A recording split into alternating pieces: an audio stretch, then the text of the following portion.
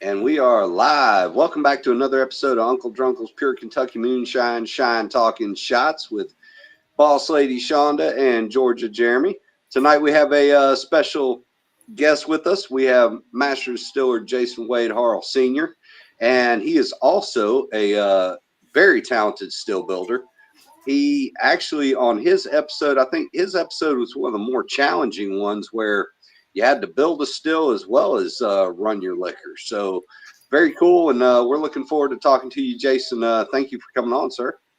I appreciate being here, man. How's everybody doing tonight? Doing pretty well, man. Good, good. Yeah, it's a blast to be here. I look forward to sitting here and sharing some stuff with y'all. Absolutely. We're looking forward to talking to you. And Shonda, I'm going to turn it over to you for a couple seconds, and I'm going to share these links out. All right, hurry back.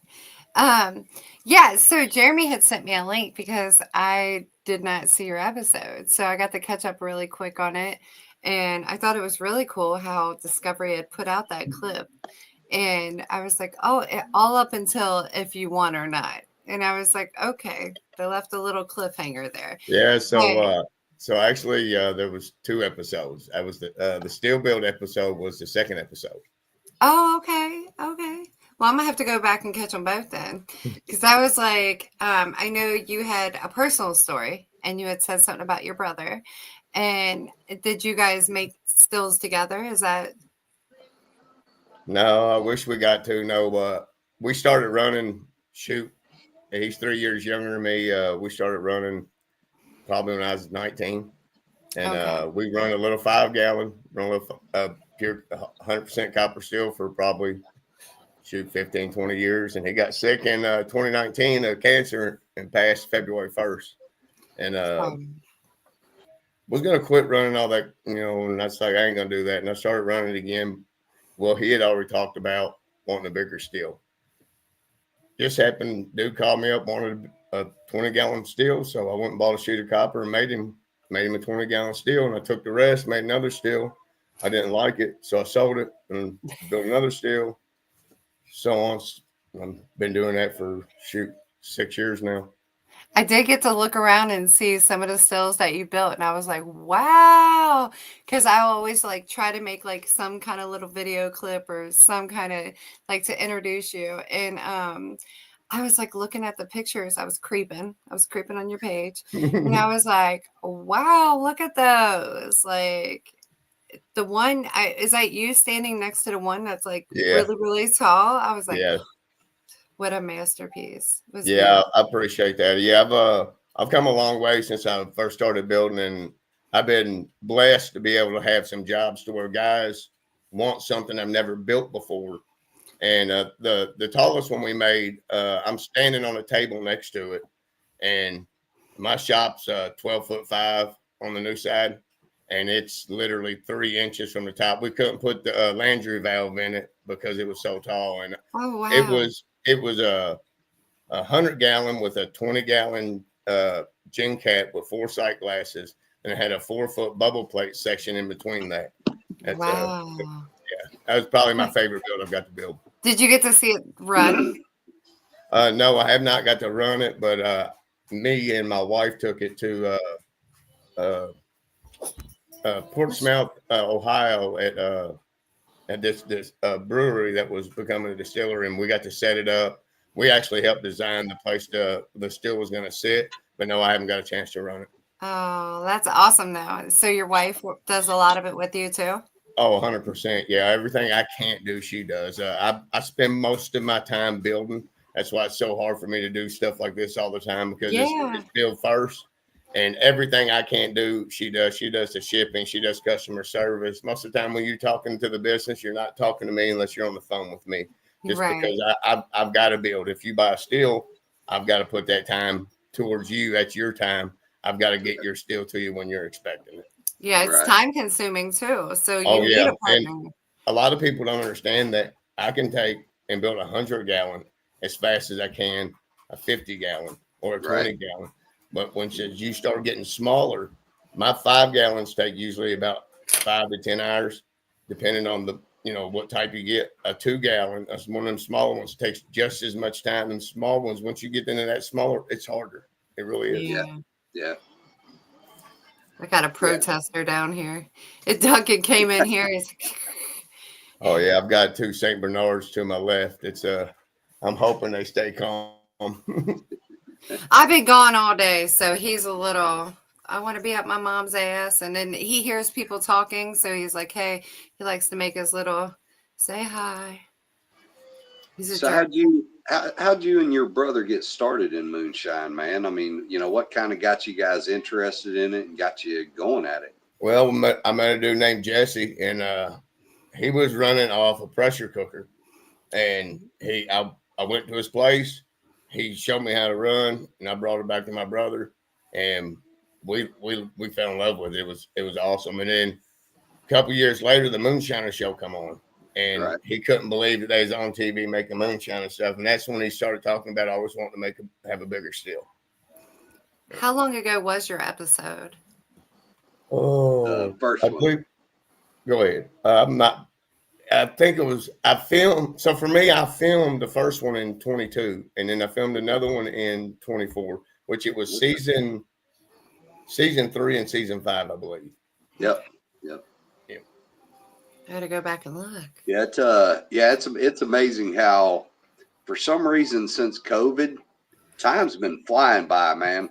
Man, it all blends together. It really does. It's like it feels like yesterday my little brother passed, and it's been 6 years. It's been a long time. Yeah. I find myself going pre-COVID or after COVID. Yeah. Like, it seems like the days get longer and the years get shorter. Yeah, absolutely. Yep. So what when on the first episode, what made you decide to go ahead and sign up and try to get on? Well, my wife actually signed me up, and that's awesome. So I love that. I got the call, and they gave me a choice of this and this and this I could be on, and I didn't like none of them. Well, they called me again, and that was during prime COVID. So everything was over Zoom, and all, So I finally decided I can do coffee or I can do hard seltzer. And I had really never messed with carbonate nothing. And as soon as I was like, well, I don't want to do coffee because I've really never done coffee. Not a great big coffee person. So I was like, I didn't want to do coffee. So I was like, I'll do the hard seltzer. And I started tinkering with dry ice. And I wish I would have stuck to my guns because I was told I could have done what I was doing here with the dry ice, which was using dry ice to carbonate drinks. Okay.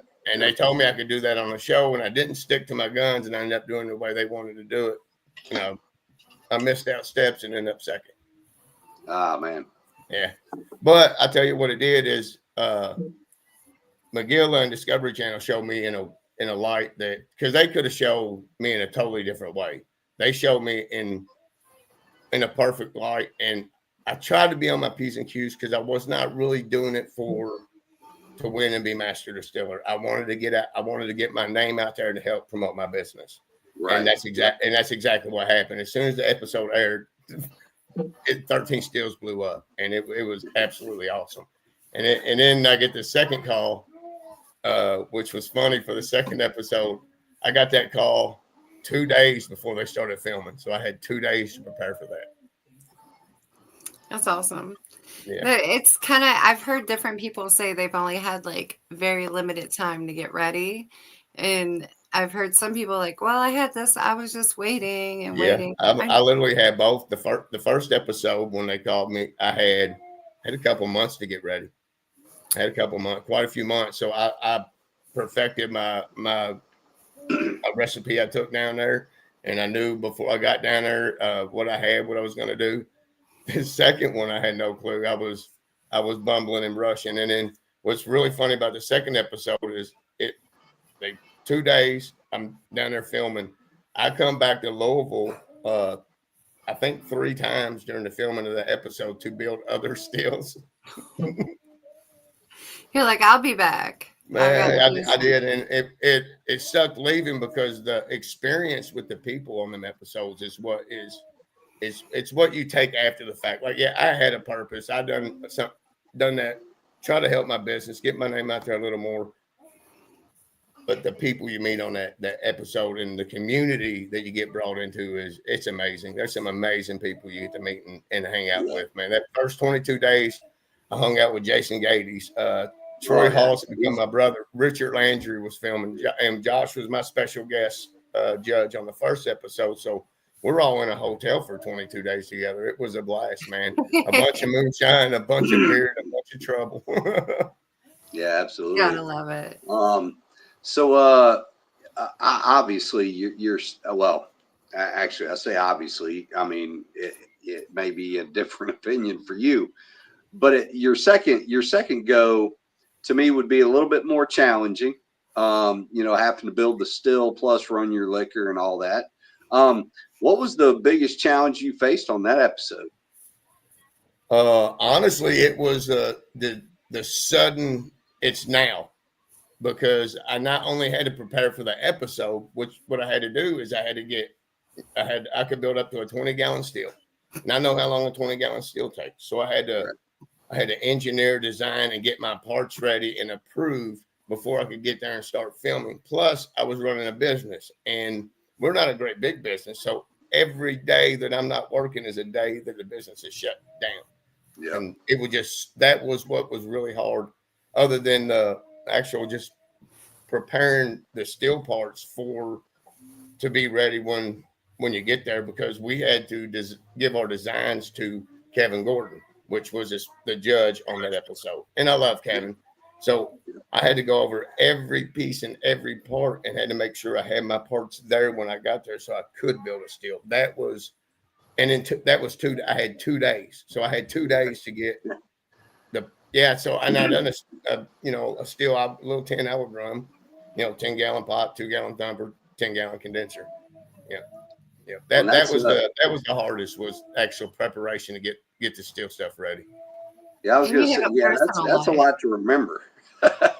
Yeah. And you have a personal life. You just got to drop everything in 2 days. The wife wasn't happy about that one, because the producers called me. And as soon as they asked me if I would come back for an episode, she's like, "We got an emergency. We need somebody to come back for an episode." And at that point, I'm 50-50. And she said it's a steel build, and I'm like, "Shit, I'm in." And it was literally that fast. I never looked over at the wife or nothing. I was like, "Yeah, I'm in." Yeah. It's that obviously going on there the first time to promote your still business. When they tell you this is a still building episode, you kind of have to say yes. It's literally a commercial. It's literally a commercial. Yeah. Oh, absolutely. Real quick, Skylar Hall is watching. Hey, you want to talk about a talented young mother sucker? That girl can build a steel as good, if not better than me. Her soldering lines are absolutely just fabulous. That's a damn good coppersmith right there. Awesome. And Nicole Landers says, hey, Nicole. Hey, Nicole. So when you were on there, obviously, you're one of your competitors had some challenges with their still. But you kind of helped them out a little bit and tried to help them get through that. What all challenges were they facing? Honestly, so to put it in basics, they were not really steel builders. So I'm a steel builder. I build steels from flat copper. Them boys had, and this is credit to them, they had never worked with a flat piece of copper before. Oh, wow. So you can imagine, everything that they had just everything you can imagine from building a copper from flat piece. They had a lot of trouble with everything, and to their credit, they didn't do bad. They did not do bad for the first time, but yeah, they had troubles from just forming to fit and form is one of the most important things in the fabrication of thin metal. Because you got to massage it. You can't force it. You got to massage it. That's right. Yep. We have some other comments. I don't think that you might be able to see them, but Ruth Masters said, "Good people, him and Edna." Hey, Ruth. Daniel Stevens said, "Evening, y'all." Hey, what's going on Hey, there, Daniel? brother. Brian Key said, "Hey, y'all." Hey, Brian. Daniel said, "Jason is an awesome guy." Yeah. James Aubrey said, Hey, there he "There's is. my 3 people. Love y'all. We love you too." Jimmy Daniel Crack said, Gold. Daniel said, "I had time, except they kept changing what I was doing." Oh, pizza's here. Oh, shoot. Roy Hey, said, "Hey, Georgia. Hey, boss lady. And hey, Jason." It was Roy Crothers. how's it And going, then Roy? Daniel said, "I'll do it again." He'd do Yeah. it again. And Skylar says hi, Daddy. Hi, baby doll. And So you taught her everything, huh? Oh, yeah. Oh, That's yeah. awesome. That's she worked with me in the shop for about 2 years, and she went from never touching. I mean, she was a certified welder, I think 13 or 14 years old, but yeah. she never messed with no sheet metal like me until we started the business. And when she left, yeah, she's as good as builders as I am. That's a talented kid. That's But awesome. she had to go on and get her own thing going on. So now she's got her a good job full time, not living at home no more. So yeah, she's gone. Hey, please tell me she's doing some welding somewhere, man. No, she took a different route. In which I'm glad of that, because fabrication and welding is it's a hard life. It's a hard. It is. It is. Yes, but no, she's actually working for UPS. She's a trainer at UPS at Oh, the excellent. Louisville hub. Okay. So yeah, she's Yeah, done pretty good well. company. Yeah, excellent. Yeah, I'm proud of her. Heck yeah. And Mickey Harl says, "Hey, how you doing, man?" Hey, brother, that's my older brother Mickey. He's in Oklahoma. Love you, bro. And Dan Hoover also says, "Tank." So Hey, Tank gotta must be a have faith, nickname. brother. Tank must be a nickname you got there, buddy. No, that's my brother. Oh, That's my okay. brother that passed. We called him Mickey. Called him Tank, and it stuck. We called him Tank. Excellent.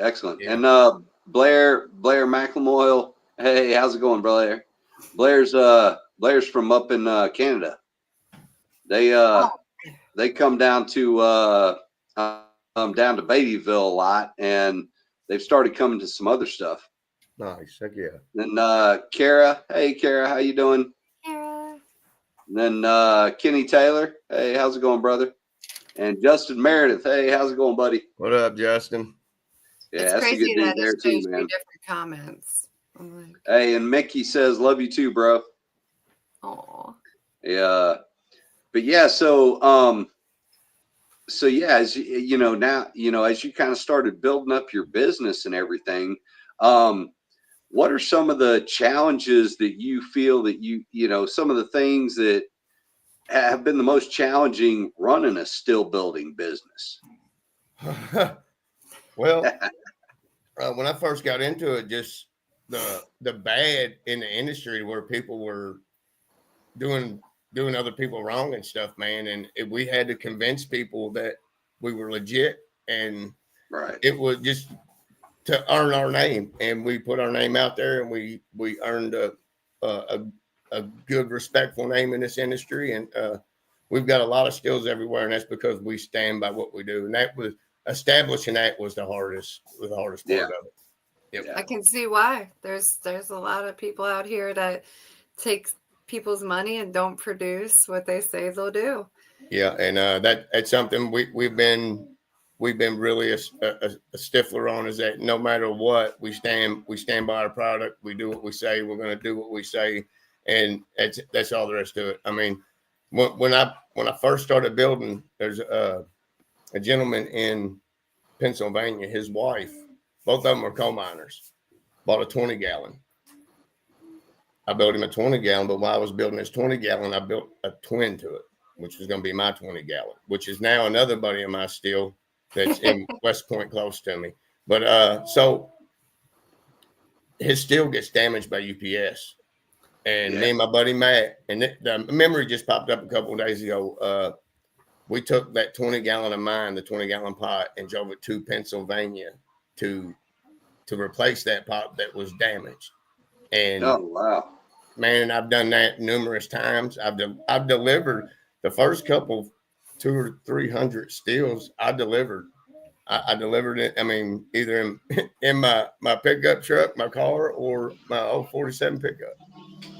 It's hard to Oh, trust wow. like the post office. I Yep. mean, today I came home to a package that was completely open. I was like, what are we doing here? Like, Wow. Yeah, it's yeah. Getting established, getting our name out there was the hardest part. But once we done that, it's your good work speaks. the basically hard part is the logistics of running a business with a small child and my wife. I mean, we juggle everything, and it's 24/7. It's nonstop. Yeah. Yeah, it is. It's we're constantly connected to everything, and it makes life busy and hard. Yeah, but it also allows for a lot of other stuff that wouldn't happen if we was working 9 to 5s. True, So, true. yeah. And What I've learned from working for myself that nobody can do for us as well as we can do for us. I hope I never had to work for nobody else. I never plan to work for nobody else ever again as long as I live. I can do just as good now with less. I mean, it's 24/7. We stress this and that, but it's way better than punching a clock. Everybody, absolutely. Everybody thinks it's so good when you have your own business, but they don't see. Yeah, when there's you good, don't there's good, sleep. but there's a lot of stress and bad too. Yeah. I mean, sometimes, for me personally, like I'm harder on myself than anybody could be. So when I'm not sleeping because I'm up working or I'm just I keep doing things like, oh, I got to go back and do this, and Yep. nobody else is doing that, But it's rewarding, but it's also like your worst enemy, Oh, it is the worst. I think it is that there is no nonstop, but it's also one of the perks because now you're fulfilling a purpose. It's like, okay, this is what we are. This is what we do. Let's do it the best we can and be the best at it. Yeah, I like not having a boss. But do I like being my own boss sometimes? No, because I'm worse than a regular boss. Oh yeah, guarantee it. Morgan Stewart said, "Evening, everybody." Evening. And Hey, Morgan. Apple Rye said, "Hey, everybody." What's going on, Wes? Oh, Wes, how you doing, buddy? He's at deer camp. He's living the life right now. Yeah, he is. He sent me some pictures earlier today. Lawrence Saylor says, "Hey, what's up, Jason? Here from Texas, buddy. What's up, brother? Texas. Yep." And Chris Fortner, hey, what's going on, brother? Hey, Chris. And and your daughter Skylar says, let me get back to it. Where did it go? Oh goodness, I missed it like way back. Oh, she said not smashing fingers at the shop anymore. Oh, man. Now you're gonna get that one, Skylar. You'll pay for that. Yeah, I'm missing some parts of my fingers. Yeah. Okay. Man, that is a funny story though. We was like I said, with running a small business, we've got to do stuff we never got to do before in travel. Well, one of my buddies is a wildcat dude. He called us, we was sitting out in front of the yard one day. He's like, "Y'all want to go to Vegas?" Okay, why not? Well, 3 days later, we was in Vegas. Well, the day and a half before we went to Vegas, I was at the shop shutting everything down. Well, my middle finger slipped into a fan, and the whole top knuckle, all but one little bitty flap, got flung across the room. Oh, damn. Yeah, yeah. I laugh now, but at the time I'm like, shit, that ain't no good. That's so fun. I went and grabbed a rag, stuck that sucker back together. At the time I was still drinking Bud Light. Walked over and grabbed out of the refrigerator at work, grabbed 2 Bud Light bottles, went and sat down in the door, drunk one, and called the wife, say, "Yeah, we're gonna have to go to the hospital on this one." I've been in a similar situation. I used to own a shop working on cars, but so now I do it as kind of a hobby and stuff like that. But I had a car fall on my index finger. This is why you don't use an impact wrench on tie rods and ball joints. Because if you get in a hurry and you're using an impact wrench, it will jerk your ass right down into the middle of that shit, and it'll fall like right on your finger. And earlier tonight, actually, I was talking to my son about it because it happened a few years ago, but it broke my finger up, cut it in several different places, almost took it off. Ooh. And I was talking to my son about it earlier tonight, and it was funny because I was telling him, yeah, I think I can't even close my hand all the way because of this stupid finger. I was like, but he remembers that day well because I ended up having to make him put that car back together while I'm sitting there holding my finger together because I'm like, yeah, I got to drive that car tomorrow. I was like, yeah, it's like, I gotta have that thing. I'm going to fix that. I need that thing back on the road, dude. I was like, duct tape and super glue, right? no, I tell you, man, that's the thing, you got to get it done. You just do what you got to do. That's it. And Dan Hoover says 47 Moonshiner. That's right. That's And right. then, That's the 47 Chevy pickup truck that I have. It originated from him. It originated from him. I was standing at a Dairy Mart on Dixie Highway, and I seen him pass the place with that 47 pickup truck on the back. And at the time, it had an old painted copper metal steel in the back of it. And I'm like, damn, I love that truck. Well, it wasn't a day and a half later, he called me up and goes, man, I'm going to have a real copper steel in the back of this truck. Well, I built him one, and then we end up getting a truck, and then we put the 13 steels paint job on the side, and that become the frontliner for the business. We used to get text messages and calls, people being upset because we built their steel and didn't send them pictures with their steel with that truck. yeah, that's That's actually a really great idea, though. Like, well, and that truck is awesome, man. Yeah, I love that. That's my baby right there, dude. I love that truck. I love it. I got to check it out a little when I was creeping for photos. I was like, "Oh, look at that truck!" Yeah, that's she's gonna get some much needed love this winter. But yeah, I love that truck. That truck was a lot to this business. People loved it. It was a photo op with a truck, and everywhere you went, somebody wanted to talk about moonshine because that truck says moonshine, man. It does. Yep. It absolutely does. It's beautiful. I'm all about an old truck. Mickey says he's hanging with Sylvester Stallone while he's watching. Oh yeah, he's probably running. No, Freddie Picardo. Hey, how's it going, brother? And he said, Mickey says, Dan said hi. And Roy Crothers says, I'm insubordinate to myself all the time and have fired myself a few times. If you ain't fired yourself a few times, you're doing something wrong. Right. I know that's right. That's that's the thing is because you guys like you, Roy and Sean, Bruiser, you guys are some of the best steel builders out there. And also at the same time, you guys treat your customers right, which is why whenever somebody asks me, where they should get a steel from, I got no problem recommending any of you guys because I know that you guys are going to take care of people. Yeah, there's a handful of builders out there that are really good craftsmen. They're really good coppersmith, and they make good steels, and they're good to their people. But there's a handful of them. But it seems to be a handful of them going more and more that the people are coming out that do good work and make better steels and don't screw people over.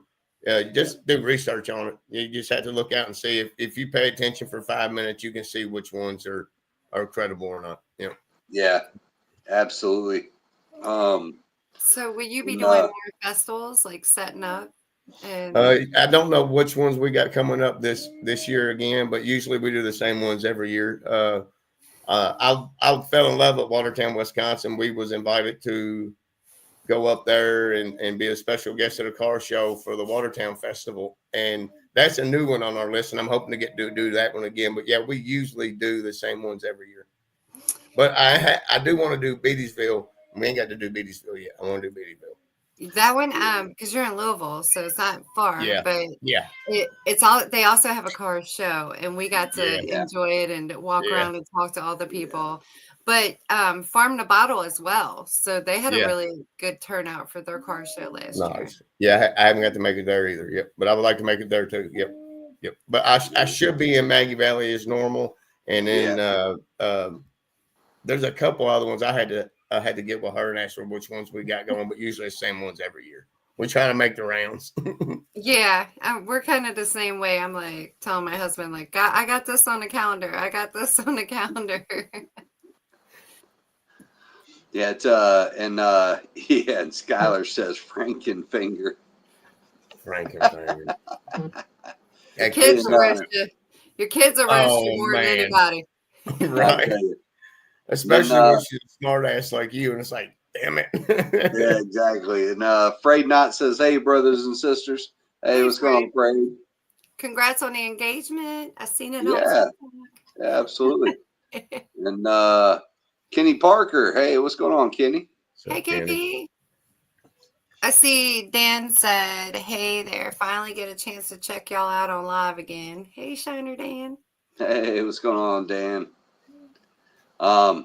Yeah, so as you've been kind of building stills and those kind of things, how did it go? Like your first still build? Because I've got the first still that I ever built, and it's a paste together, and I mean, every now and then I'll fire it up and run it just for the hell of it, but it's not my favorite by far. Man, because there's some things about it that could be much better. But how do you feel about the first still you ever built? Oh, it's an ugly piece of shit. But you know what it does? It don't leak and it makes liquor. There you go. But no, the first one I built for a dude, and he took it and run for a couple, 4 or 5 years. Well, I was in and had added on to the shop, and we had the bigger shop now. And I get a call, and he telling me he needs to get rid of it. He's having a kid, and I'm like, you gave $400 for a 20-gallon still set up. How much you want for it? He said $300. I said, take it. And it's at the shop now, which in that episode I show it in the Master Distiller still built off.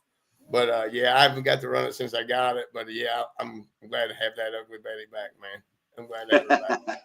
Yeah, it's ugly. There's a lot wrong with it. It's a lot could be better anyway. But yeah, it's cool to have that first one back. Yeah, that'll never go nowhere. Yeah, it's your first still of any kind really becomes kind of a sentimental thing. Man. Yeah. And it wasn't even just the first still, it was the first soldering or any real sheet metal work I've done with my hands. I fabricated my whole life, but not like that. And it was a very, very, very hard learning curve. It really was. And my brother Mickey's go ahead. Oh, no, you go ahead, man. Well, my brother Mickey's a sheet metal guy, and I was doing a 60-degree cone, and he come up here and helped me design our 45-degree cone. And I'm a rookie at this, and what I've learned in 6 years is what I know now. I mean, I'm learning every day, and I think every good builder learns every day. There's never no stop to trying to figure a better way out to do something. Yep. Yeah, exactly. Yeah, that's the thing is because, I mean, I've always known how to weld and things like that. But yeah, soldering is a whole different ball game because yes. I mean it's completely different and it's but at the same time it's fun. It's good to kind of learn. And like I said, I'm the same way. That first still I built, it doesn't leak. But yeah, it's if you look at it, it looks sketchy. Yeah. How many have you built? I like that about mine too. But I'm like, hey, as soon as I learned how to solder, I was like, oh, I could do it all now. Like, yeah. So I've built 4 stills now, but I've also built a lot of thumpers and infusers. Yeah. Yeah. I mean, those are much easier. I build a lot, and it's like like you said earlier, I'm harder on myself than anybody. I still don't think I've made a perfect, like a fucking perfect set, because that's what I set out. All this started was I just wanted to make me a good bigger still to run. Yeah. And I've made some cool stills and pretty stills, but it's like I could go to that still right now. I'm like, it could have been a little better right there. Yeah. Yeah. Yeah. It's well, and that's the thing is, whenever, especially like with you, where it's become a passion and those kind of things, yeah, you're going to be very particular because you're constantly seeking that perfection. Yeah. And so anything that's short of that, it's going to stand out to you because you're the one that did it, and Exactly. it's there. Yep. Yep. Absolutely. Oh, Edna Harl, your wife says best still builder in the business to her. I know that's right, girl. Yeah. She couldn't have said that from 4 feet from me, though. Yeah, that's awesome. Yeah. Oh, So if you could build your ideal still, what would you build? Money, no object, any of that kind of stuff, and you could just go at it, had plenty of time. What would you build?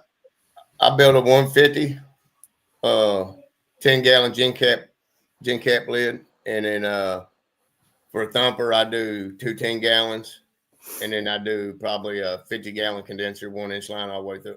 Probably go from 4-inch down to 2-inch into the thumpers, and do 1-inch coil, and pimp it out. Have just dumps on everything, just whatever else you can think about it. I mean, just all the works. Bells. All the works, yeah.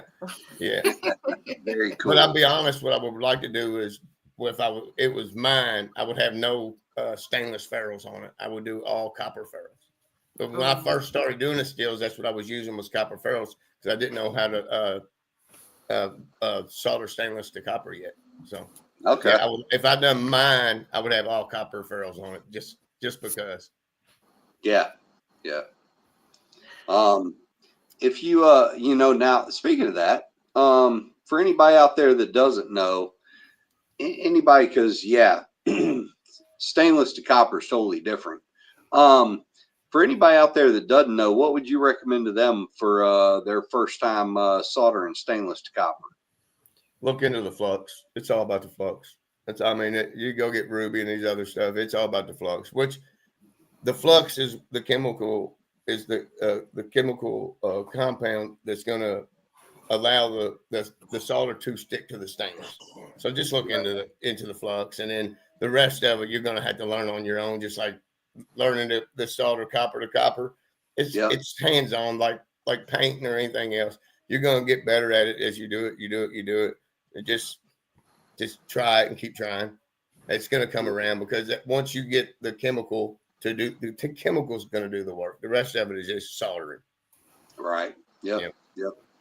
That was like when we did the still building class. I'll never forget, like, someone, I won't say who, smoked a little and they didn't tell someone else to put the flux on there. And I was like, hey, you need that. One thing I learned was you need that. I was new to it too, but you're going to need that. Yeah.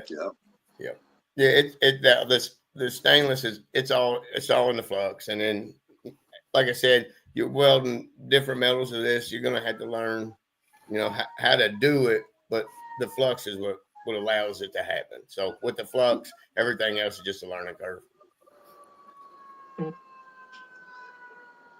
Airplane. I'm like, I hear police. Oh, yeah, that's at my house. Skylar said, don't you look at my mama like that.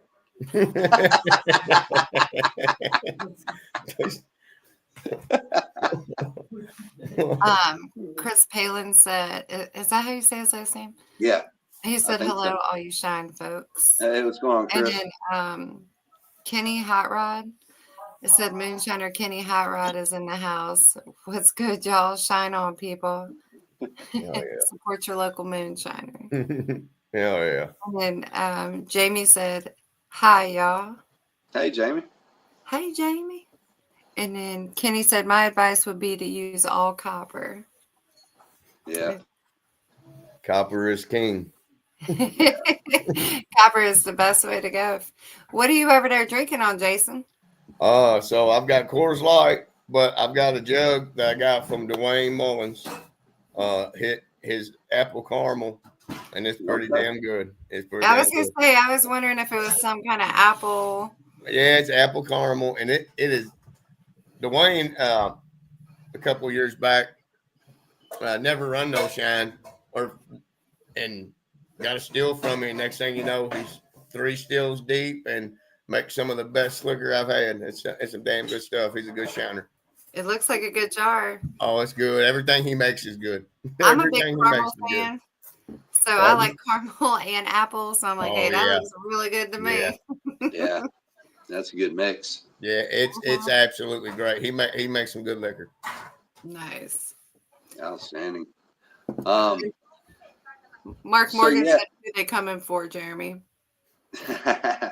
Actually, I think those were actually fire trucks, which unfortunately around here right now seems to be frequent because of even though it rained yesterday, it's been pretty dry around here. So a lot of stuff around here has been catching on fire pretty quick. That's not good.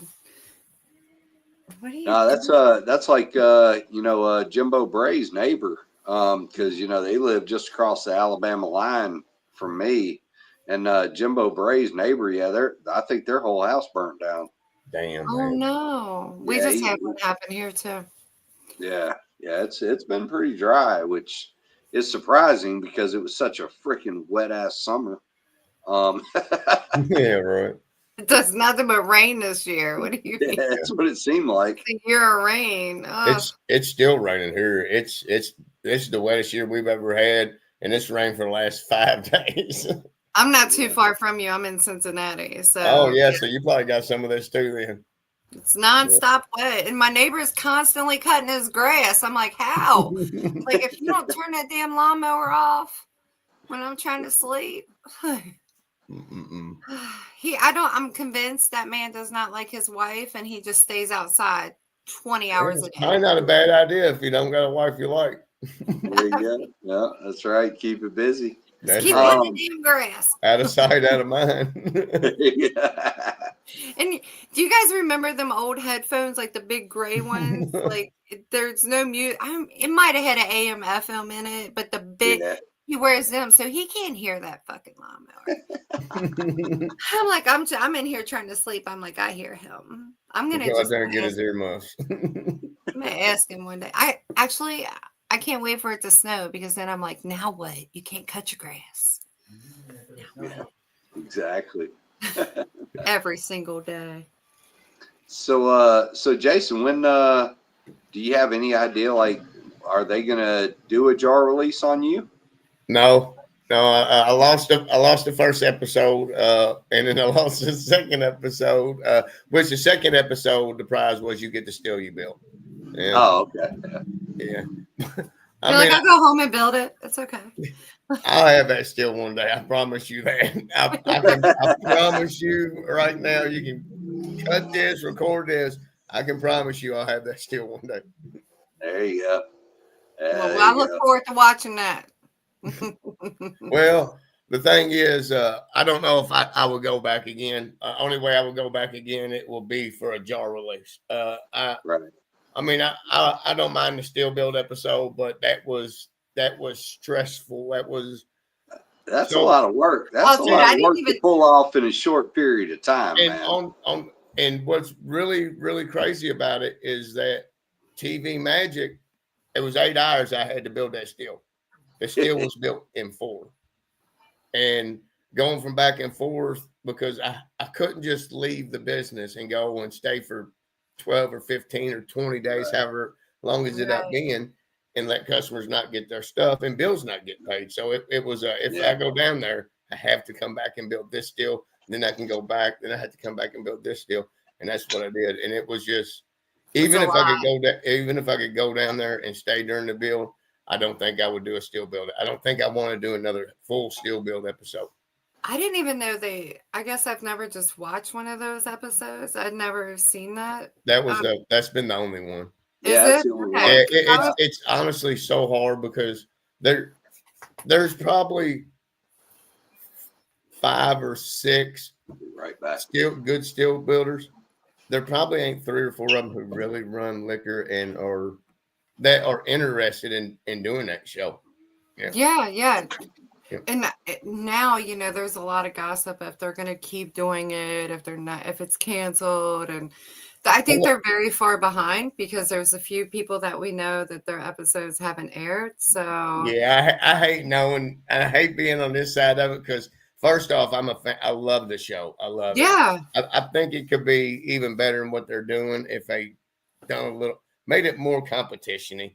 But but you can learn a lot, like people who aren't, I've learned a lot from people on the episode. Like I filmed during the Honey is Money, and which is Troy and Casey's episode, and then I filmed Jason Gady's, and I forget the Matt McLean. Okay. That the coffee episode, and I literally have called Jason and which he's in. I hope I don't say bash his name wrong. It's Joplin Distilleries in New York. Jason Gady's distillery in New York.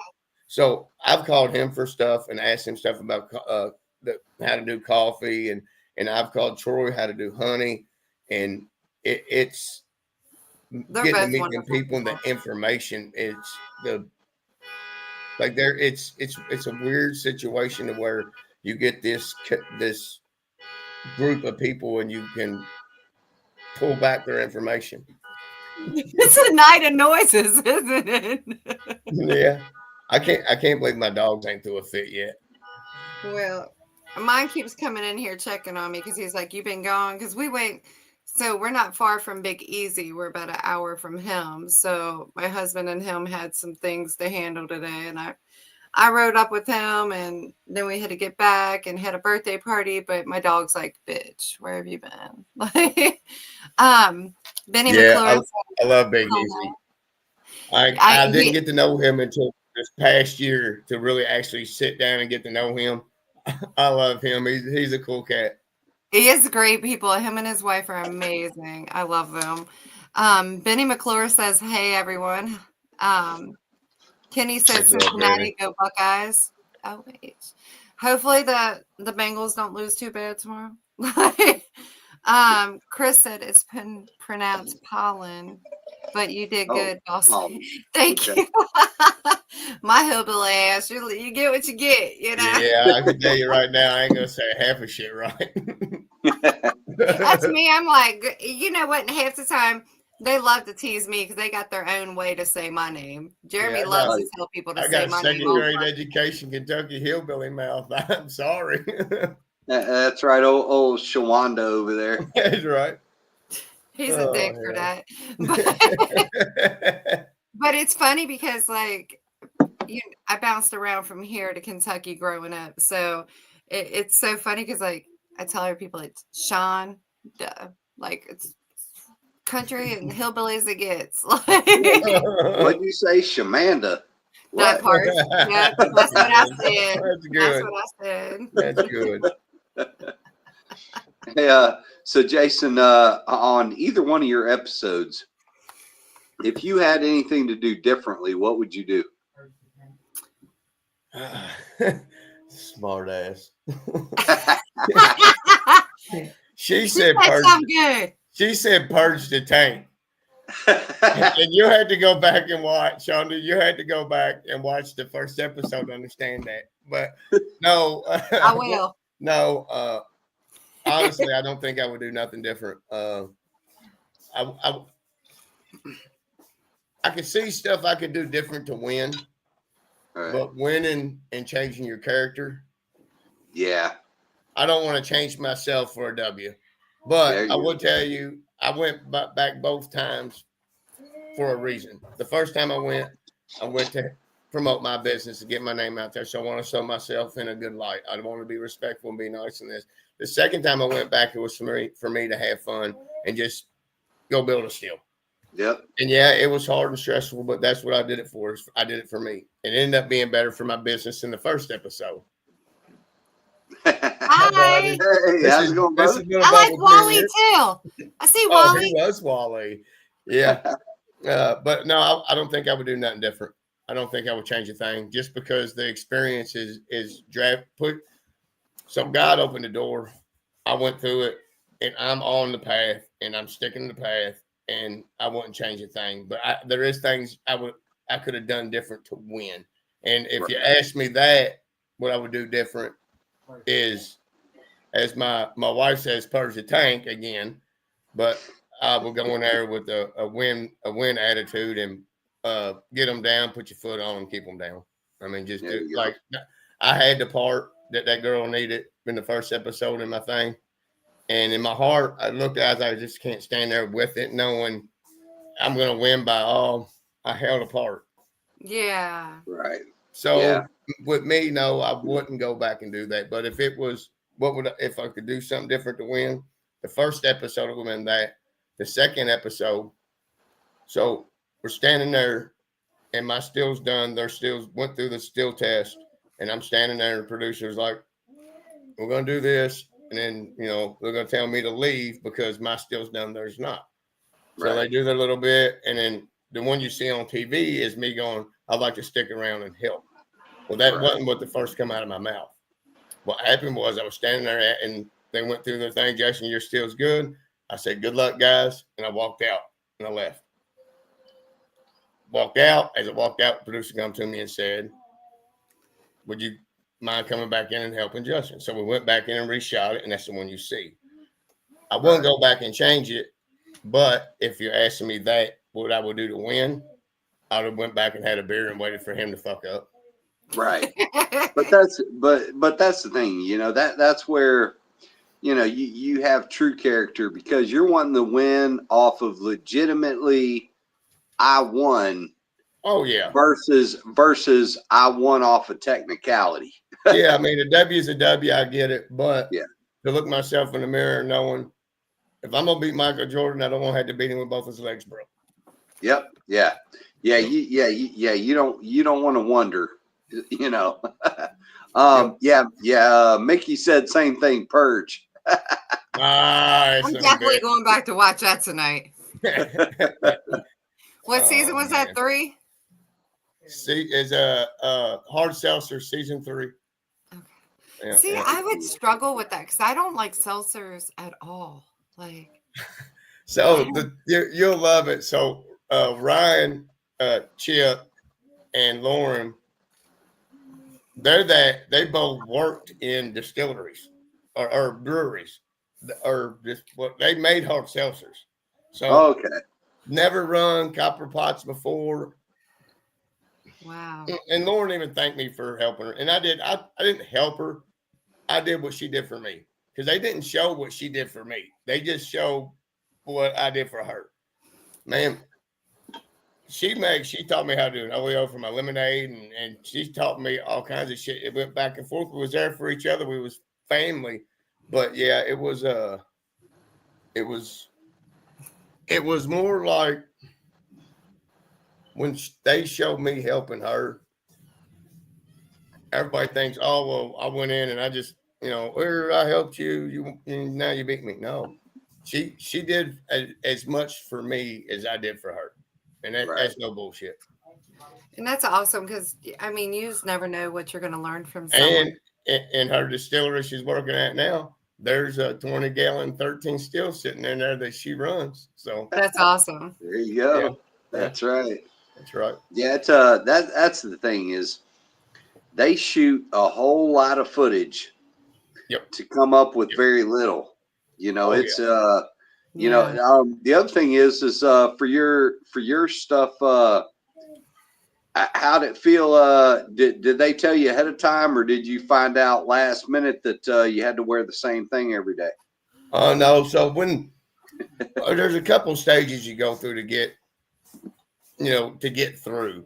So first off, they talk to you like we're talking, and you tell them your story, and if they like you, you go to the next step, and they tell you, okay, well, we're going to do this, this, and this. Well, once you get to a certain point, they tell you when you show up, You got to wear the same clothes. You know, we got 3 outfits of this, 3 outfits of this, 3 outfits of that. So it wasn't that big a deal. And they put you in a nice place. You could have took one pair of clothes to film in and washed them. They washer and dryers there for you. They set you up pretty good. Okay, excellent. Well, that's good. I know. When Lisa told me, she was like, "My clothes could have walked by the time I was done." Oh yeah. Well, the thing is, so the first time on season 3, the hard seltzer, we filmed. I was down there for 22 days, and we filmed for, I believe it was 17 of them. And when you go to film, most days is from, 8 a.m. to 8 or 9, 10 p.m. Right. It was literally and then when the days you're at the hotel with the other people who are not filming, and you're getting fucking hammered all day long. So you go back to film, and you're filming at 8 o'clock to 9 o'clock the next day, and you've been drunk for 4 days. And then day 12, it's just you're wore out. It's a scramble. I'll tell you that right now. I know. I can't remember. Was it Jason Gades who was there during COVID? And he was like, they said we couldn't go out, and they snuck out. Yeah, well, that was me, him, Richard Landry, Matt McLean, from my episode, Lauren. There's a handful of us here. We was all there during the COVID, and man, I hated it. It was a pain in the ass, but we had a good time. We actually stopped an armed robbery while we were down there filming. Yeah, Matt McLean kicked the dude's feet out from under him, but we was in a hotel there in Sevierville. Some dude robbed a Mare or whatever their store is down there. It is, and he run across the street by 8th Mile to our hotel, which nobody was there but people from Master Distillers. Right. And the work. Well, one of the girls there that was filming was like pointed out all these cops down the street. We're sitting there looking at helicopter and cops, and she's like, "Some dude just run in the hotel." Well, I walked in there to see, and this dude, pulls a knife on me, and I'm standing there, and I pack a pistol everywhere I go. Right. And I wanted to do something, but it was a butter knife, and he was You're like, this is no real threat.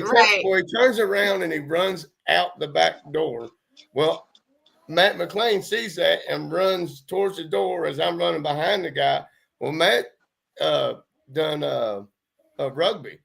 He was a damn good rugby player. So he hurdles a 5-foot fence and scoots his feet out from under him, and the cop tasers him. And I kid you not, anybody that was filming during the COVID down there with the coffee or a hard seltzer or the Honey is Money episode can verify that. It was a ball. We had a blast. It was a hell of 22 days.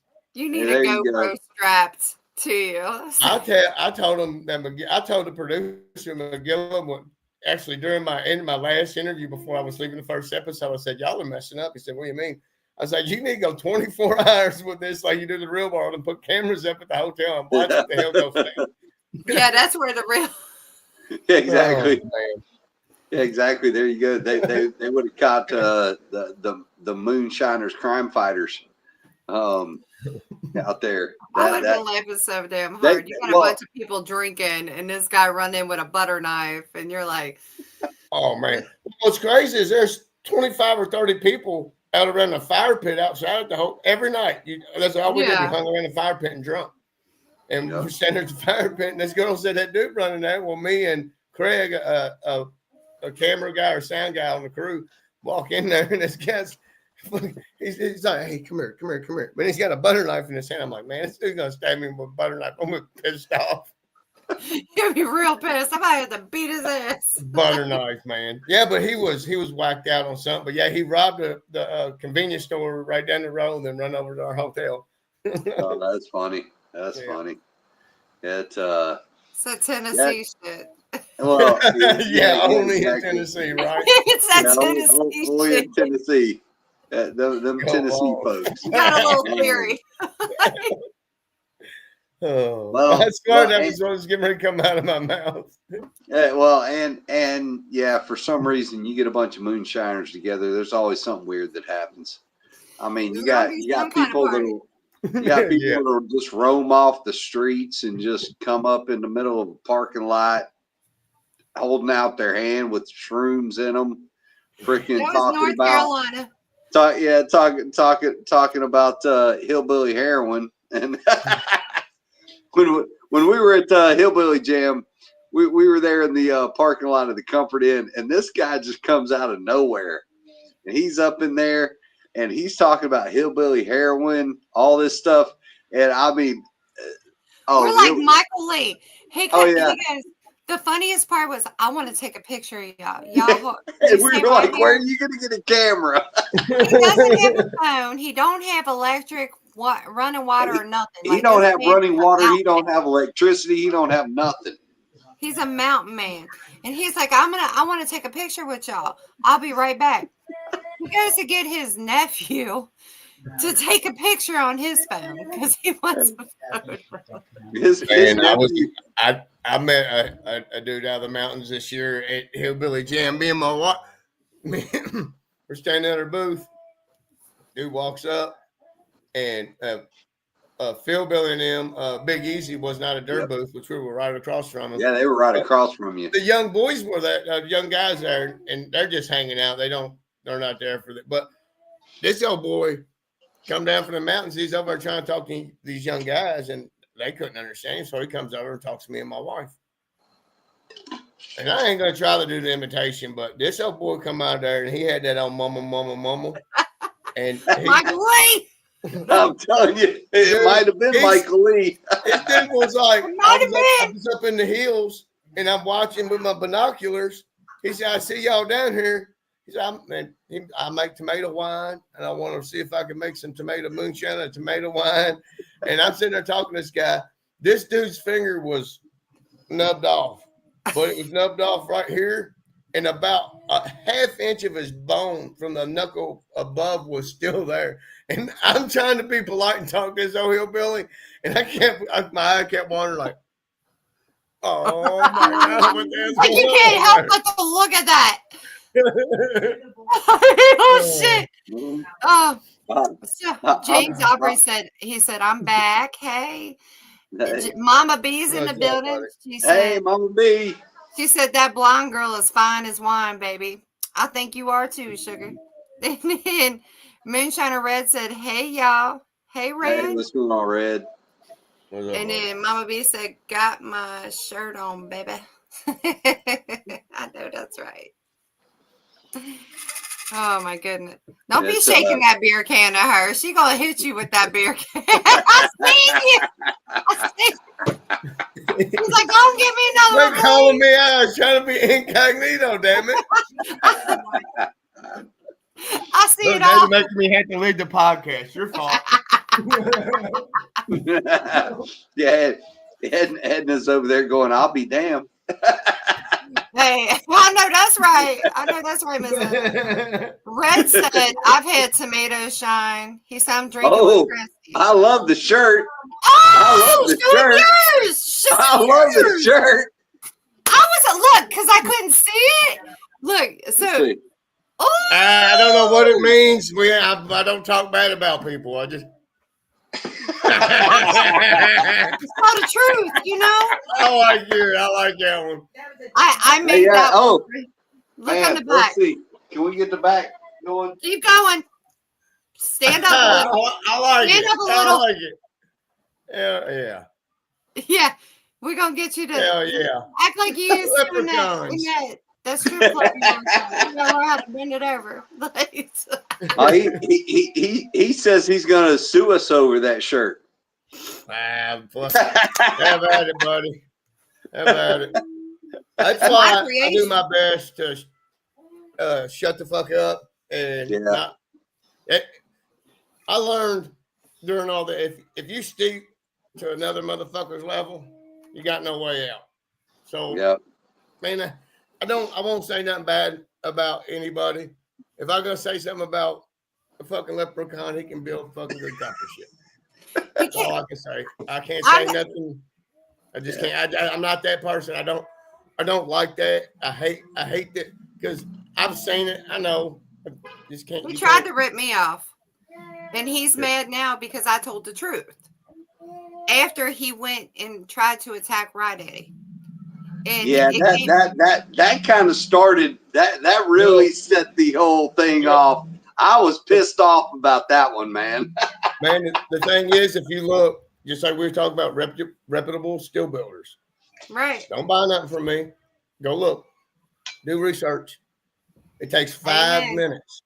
5 minutes to find, and there's enough out there that it should be a red flag for everybody. Everybody. If I done 5 people fucking wrong, I guarantee you can go on social media and find them 5 motherfuckers that I done wrong. Because good business travels fast, bad business travels faster. Amen. Oh, yeah. If you do me good, I might tell 1 or 2 people. You fuck me over, I'm gonna tell everybody I fucking know. Yep. Oh, absolutely. Well, and like I said, that's why when somebody asks me about who's a good steel builder, That's all I can do. That's all I can do. I give them you. I give them Appalachian Plateau Copper. I give them Tiger I love Shine them boys. Copper. They build beautiful stuff. Yeah, I give them. Why mine got finished. My little 5 gallon from that steel building class. And the reason why I give them you guys' name is because I know that when they come to you, I'm not later on going to hear what the fuck. Yep. It's, I know that you guys, like, you're going to take care of somebody. I know that Roy and Sean are going to take care of somebody. I mean, like Sean has even told people before when they wanted him to do something, he's told them, man, that's going to cost you a whole lot more money than it's worth. Yep. But they wanted it done. He did it, Well, honest people do. That's what you do. I mean, I want to sell you everything I can sell you. I mean, here's option A. We're going to build a Cadillac. Option B, we're going to build something kind of like a Cadillac on your level. Option C is you cut corners. And everybody is different on what they want to get built. But honesty goes a long way. You got to pay attention, motherfuckers, man. You got to pay attention. I don't trust fucking nobody. I do business with certain people because I do business with them and they do good business with me. North Georgia, Copper Steel Co., Ace Custom Copper, Thunder Road, Big awesome. Easy. I mean, these people I fuck with because I know them and I've done business with them. They don't fuck me. Appalachian Plateau, they're people you fuck with and they're people you don't. And it's sad that there's been enough online of dirty asses doing dirty business online that enough people should see it and realize what's really going to fuck on there. Exactly. Oh yeah. Yeah. The thing that amazes me the most are the guys that will take pictures of stills. And, I mean, you get to where you kind of know. You get to where you know who's built what still by the design of the still. Or how many times. And these guys will go and post some picture of a still. And if you've been around long enough, you look at that still and you're like, wait a second. That looks like something Bruiser would make. Or that looks like something Jason would make. Yep. What the hell? And you realize that, this is just some guy that's made up this shit. He's stolen these pictures off of y'all's websites and he's wanting people to pay him money for it. Yep. Yeah, it's a scam and Facebook's full of that shit. I mean, if you've had Facebook and got Messenger, how many beautiful ass women have messaged you and wanted to be your friend? Hey, how many times you went to Kroger and a beautiful ass woman wanted to be your friend? Yeah. And here's the clue. Every one of those women, they have 2 first names.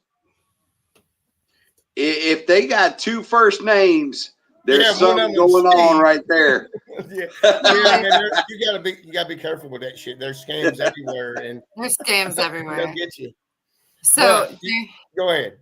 Jeremy, Mama B said you got to twerk for us. Oh, yeah. Roy Carruthers just said, this show's gone completely off the rails because George is twerking. Wow. Hey! And then hey, I was just showing the shirt, man. I mean, I'm trying to, all y'all, if you want one, you got to I reach don't know out why to I didn't Shonda. make You got to reach out to Shonda and get you one of these shirts. She says they should be up on the website next week, but I don't know why the hell I didn't make myself a shirt. Yeah, you need a pink one. I know, right? Right. But Moonshiner Red said that Jason, I need a call fixed. I don't know what. On a 10-gallon next time I see you, I have the stuff. Hey, he's got my number. Text me, call me. I'll take care of you, Red. Just don't call me till Monday. I'm going hunting in the morning. Everybody is like, it's hunting season. It's hunting. Exactly. I went to this little birthday party, and the girl, it's her birthday, Sarah's daughter, and her boyfriend. It was like, you're interrupting my hunting with your birthday party. And I was like, God, they're telling me he ain't gonna hit shit anyways. Right. It is the season. That's right.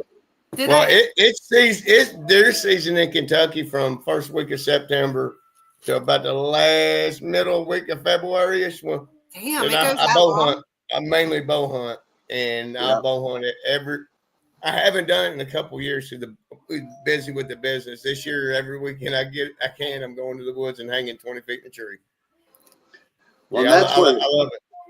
That's where Roger is right now. He bow hunts, and now Roger don't know us till deer hunting season's over. Yeah, exactly. Roger will be gone until he nails either. Unless we bring Mary back. Yeah, he's got an 8-point, a 10-point, and a 12-point that are all in his sights that he's wanting to get this year. But yeah, bow hunting. Nice. And Roy Carruthers says APC is humbled to be part of that list. Hey, brother, y'all do great work, man. Call it like you see it, brother.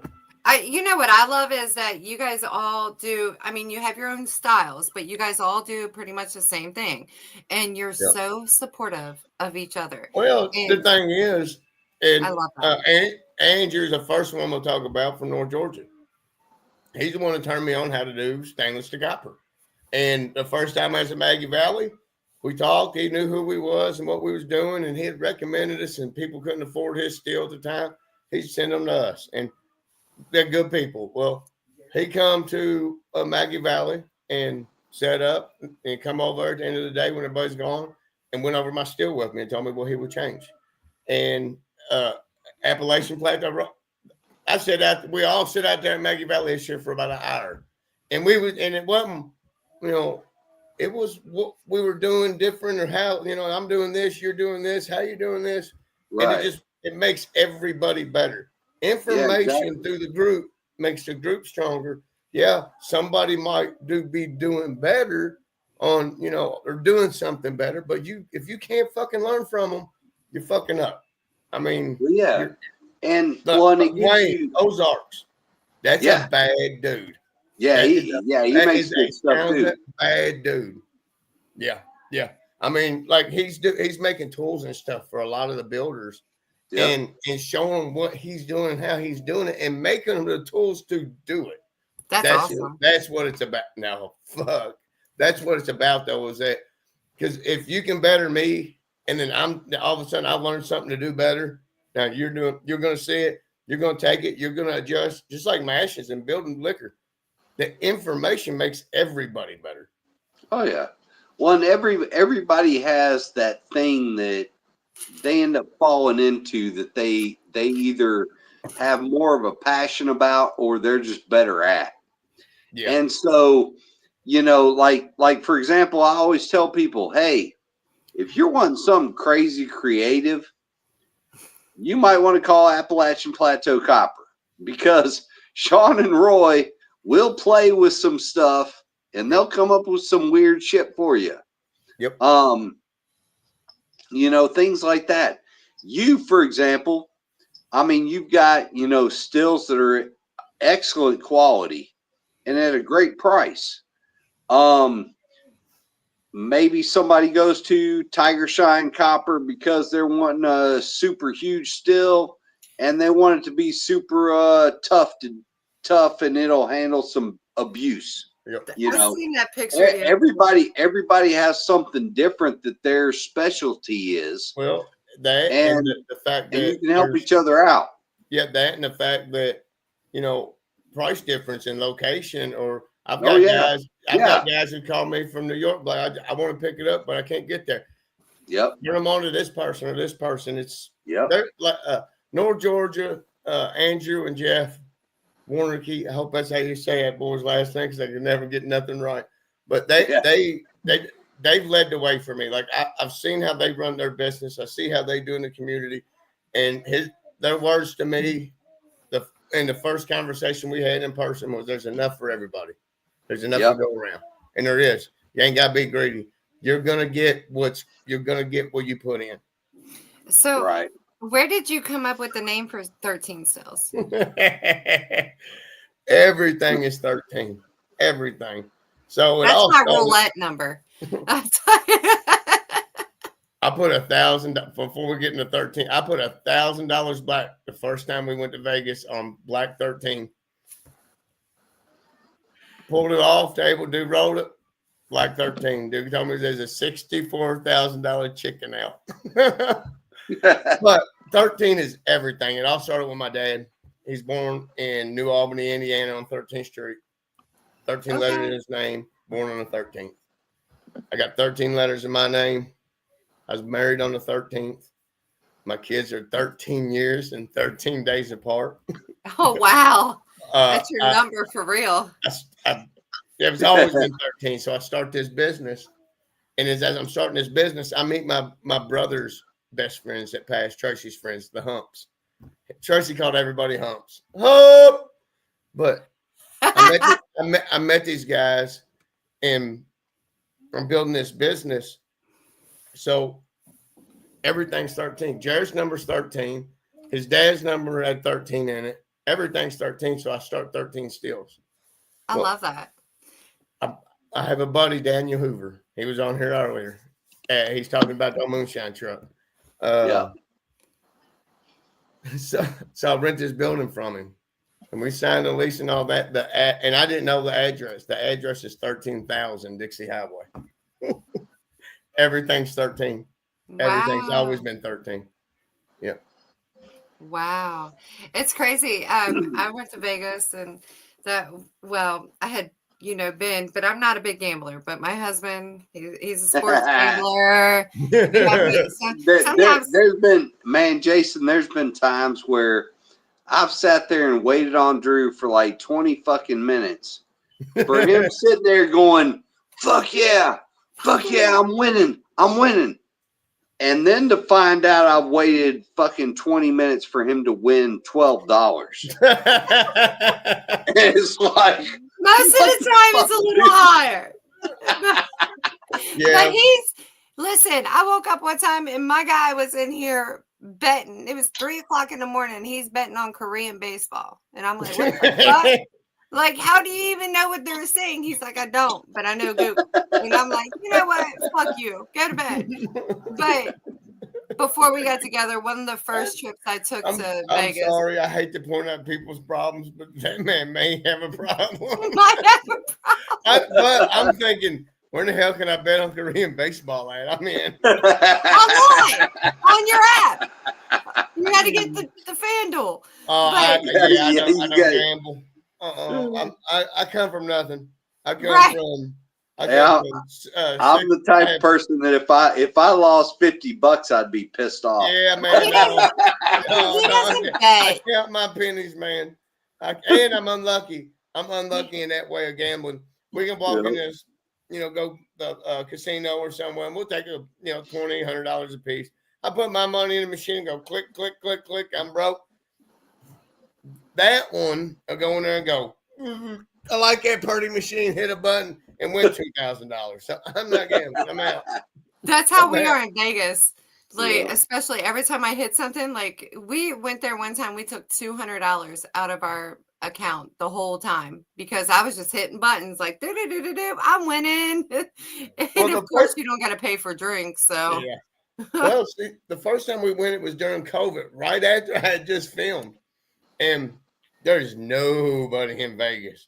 I'm like, No my first one. time in Vegas, is streets are empty. We're It like, was the best time to be there, though. well, we went back there next time, and yeah, I had to say the COVID was nice in Vegas. It was nice, but we did New Year's in COVID there, and it was a shit show. Like, because we stayed in Fremont, and they locked us in. Like, we couldn't go outside the cage. Like, they had Fremont caged in, and I was like, this is fucking weird. Really? Yeah, because I used to stay out there. Yeah, so I was like, this is so weird. And it ended up being so cold for New Year's. Normally it's kind of warm, not too like, but I needed a coat. I was like, we have to go shopping. Like I was freezing. But you know, we got that habit of traveling and the weather going shit on us. So who did that? Oh, And we're looking at leprechaun pictures. Yeah, Kenny Taylor says he wants a leprechaun shirt. Yes, I Kenny, I think I got to put that on there because he said leper and it said con, and I was like, yeah. Then Kara says, "Make me a shirt." Kara says, "Make me a shirt, and I'll wear it for the photo shoot." Hey, girl, hey. And then Roy says, "I was just typing that." Roy and Mickey says, "Tossing 4 shots, hump." That sounds like some shit. Sounds like Mickey's doing some work right now. Yeah. Sylvester Stallone is Sylvester. That's fucking hilarious. That's the I didn't catch it earlier. Now I get it. Sylvester. That's the first Triclant set I ever made. Okay. Dude, I've run that 10 gallon for a long ass time. So I started building. It's actually on a still build episode. There's pictures of me standing in front of it in moonshine at the shop. But yeah, that 10 gallon, it's Sylvester Stallone's a cool still. That's a really cool name. I don't know. He's a fucking asshole for naming it that, but I loved it. I mean, that's pretty fucking clever, though. Oh, dude, don't say that. Goddamn, don't say that. That's one of these fucking assholes you could hit with a goddamn baseball bat and he'll smile because you can't hurt him. You stuff his nails, whoop your ass right there. But smart as a whip. I mean, dude's a fucking asshole genius. He said, shots to that.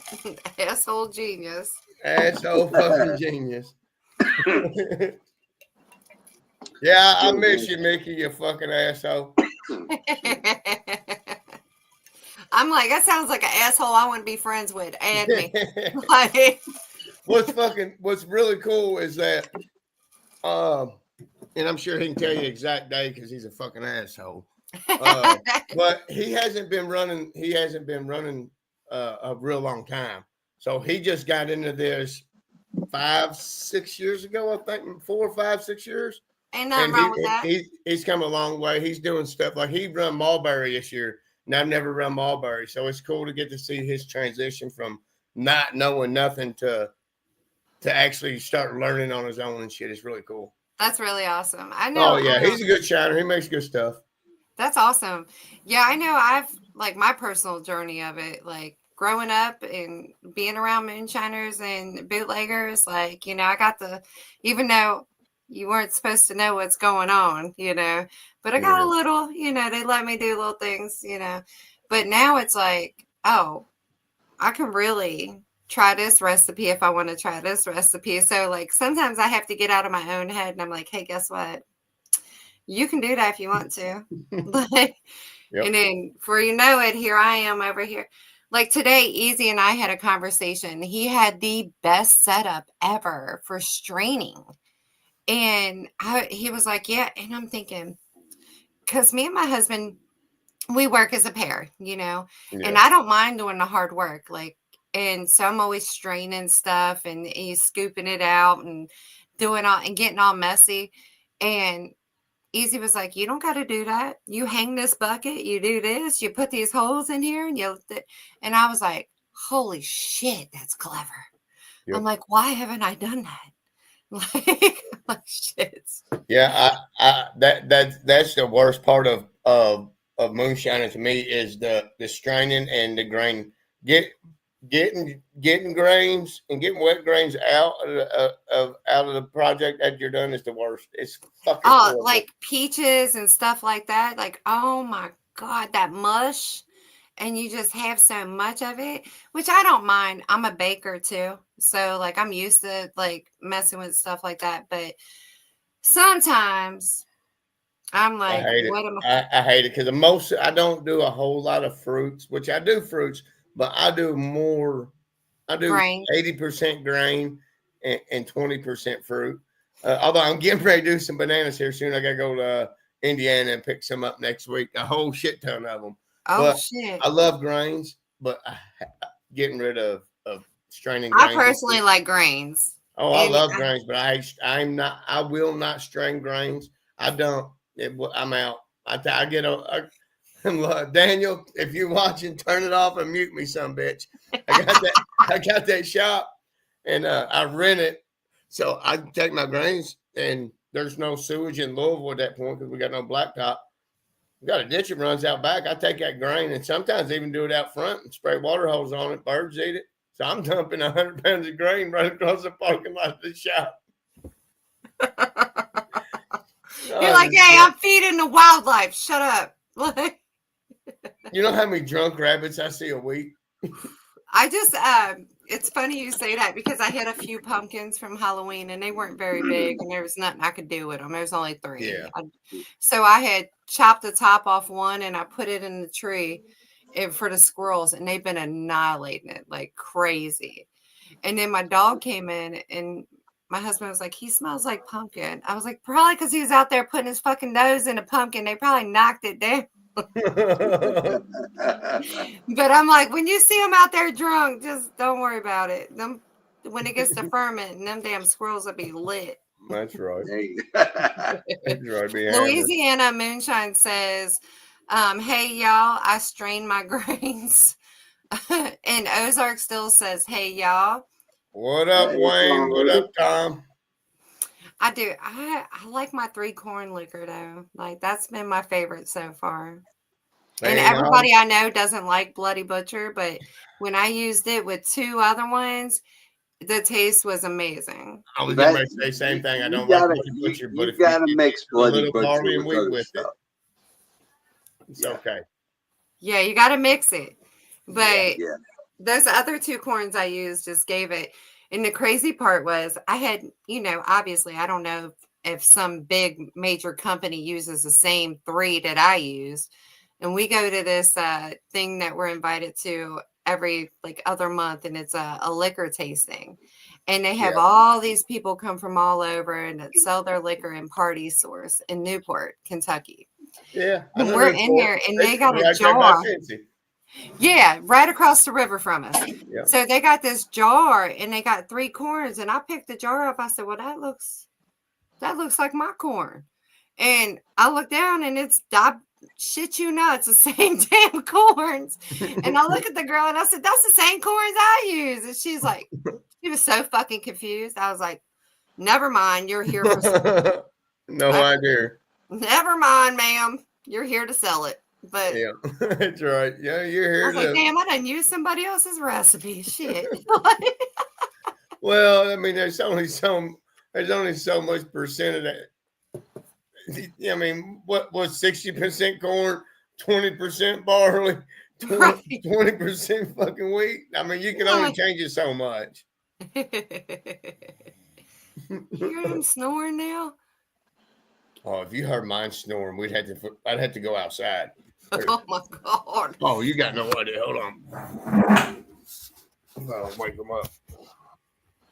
Oh my goodness, he's a big old baby, and there's 2 of them. Shit. Oh my God, mine's a little fat Chihuahua mix, but he's a mouthy. I got 2 full-blooded Saint Bernards. Oh my God, the 4-year-old, almost 5. Oh, 5, almost 6. He's 180 pounds. The baby that's 2 years old, about 215. Oh my. Yeah, our house is too little. Oh, mine is too. They need more area, but the baby, it's like having a puppy this big, except he's 200 over, like 210, 215. Oh my God, get the zoomies. You gotta get the Oh, zoomies but the outside. Zoomies, he knocks tables over. He'll knock you over. What's funny is he's so big, we'll give him a little stick, and he'll start grabbing it like a puppy and throwing it up and flopping. The whole house is shaking. I'm like, earthquake. I'm like, calm down, killer. Oh no, I was taught it's actually the husband. He done fell asleep on the couch. I can hear him snoring. Perfect. Oh, nice. Oh yeah. Hey, so Shonda, you need to get a picture of that so you can send it to me. Oh, okay. I got you. Exactly. Since he always sends me a picture of you passed out. He does. And So it's very every time she's passed out, dude, twice. Andrew sends me a picture of her passed out. So one time, this last part in the bottle, your girl was drinking, okay? Like, and I was doing the tasting, like the contest. So I was in the chair like you this. taste tasting. Yeah, I will not be judging next year. I will not be judging. And then, Drew sent me a picture of that. She's like about to fall out of the chair like this. hey, that chair rocks. I was like this, like I was living my best life, okay? Oh, and then this last time in Tennessee, I decided I'm a vegetarian, not by choice, but I had heated up my food. And I decided to eat it, and I fell asleep on the recliner with my feet on the table, and I was holding my bowl. Because he sent me a picture of that. She's like laid out with her bowl and her hand on the spoon. I was hugging that damn bowl, boy. I was living my best life. I was so tired. I mean, it was a job, though. I'm wrangling around all these people that are in different cabins, and I'm trying to keep everybody, and I'm drinking, and I'm just tired. I was fucking dead. Like, oh, man. I've been there. My brother Josh got me dead probably 4 or 5 months ago during the summer. He's renovating his house. He's living like a caveman. I go over there after work. We're sitting on the porch. He just bought a 50 caliber BMG. So we're shooting a 50 cal off the porch. Me, him, and his boy. Hell yeah. I just sent you a video of that. It's pretty cool. He did. He's done. I'm happy. He got to go play with Big Easy today. He's wore out. That's why Big Easy wore him out. Big Easy wore him out. But it's fucked that we had to come back so fast. Yeah, I know how that goes. But I mean, it's nice because they're an hour away from us. Oh, it ain't bad. I thought that was farther north than that. No, they're up in Dayton. Dayton. Yeah. So it's not bad at all. Oh. I'm like, oh shit. Let me make sure. James Aubrey said, Shonda, oh, we got the greatest picture of you and me drunk at Farm to Bottle. We sure did. I was lit. Come here, Jimmy. I love it. We're not going to talk about pictures took you fucking on moonshine festivals this year. I'm out of that conversation, man. You got to watch out for me, too, because I got my Meta glasses. So I walk around just, hey, Meta, take a picture. Yeah. You have to watch out because you won't know that she's taking video or pictures of you because she's got them glasses on. She's going to have to sign an MDA. Hey, I believe in NDAs. I believe in them. It's necessary for some of us. Hey, listen. You want to talk like, sign right there, please. Listen, I'm a firm Everything believer. I say, it cannot be used against me in the court of law. Fuck y'all. Exactly. And especially with the businesses I own, and when I go to start any business, you gotta shut the fuck up sometimes and take, like I said, that high road. Sometimes you gotta just you take it. That high road is killing me right now. Oh, I get it. Oh, yeah, it is. But in the end, it will work out better for you. It's just what it will. Oh, yeah, it does. It's better when somebody that's accusing you of harassment. It is much better the fact that they constantly, the only contact they have with you is when they contact you on your Facebook page or in your messenger, but then they say you're the one harassing them. Exactly. And listen, said person keeps me blocked because they know I'm a psycho. Well, I'll tell you, well, and the fact that, and that said person even has called me, and every time they call me, I answer the phone the same way. What's up, bitch? And they hang up every single time. And what have we learned? When someone says, I'm going to sue you, I'm going to sue you. If you have a lawyer, my lawyer, I will tell you, because I've been working with him for 20 years. I'd advise anyone not to contact the person that they say is harassing them. Yeah, that would be a smart bet. That would be the first thing I'd say. Shut the fuck up. My lawyer instantly says, shut up and let me do my job. Bingo. Shut the fuck up. That's how you can tell who has a lawyer and who doesn't. Oh, exactly. I mean, any decent attorney is going to tell their client, okay, do not engage, do not have any interaction with this person whatsoever. They're not going to say, hey, go ahead and jump on this person's Facebook page and start talking a bunch of crap about them and all this. I mean, that's go bash them, you know. And that's a lot of what I've learned through my education is a lot of people don't realize I've got degrees in criminal justice. Yep. So every now and then, the best thing you can do in any situation, zip the fuck up. You got shut the fuck up and let somebody run their fucking mouth and give the evidence that you need to show that somebody's full of shit. Oh yeah, just keep if you got to respond to them, just keep responding. Yep, keep going. Oh keep going. Just let them have it because all they're gonna do is dig that fucking hole deeper. Yep, let them keep digging. There's only so much bullshit somebody can talk, and you know, bullshit only goes that far. Yeah, and my husband will, he'll run his mouth a little, and so when I used to get messages from that idiot, I would not respond. I'm like, I'm not going to play with you. Because first off, we all know my husband is at work 12, 13 hours a day. I'm unsupervised. Like, I will drive this tank an hour and a half away and have a good time and smile when they put them cuffs on me. Like, so there's a reason why I stay blocked. Like, he's like, oh, keep that bitch blocked.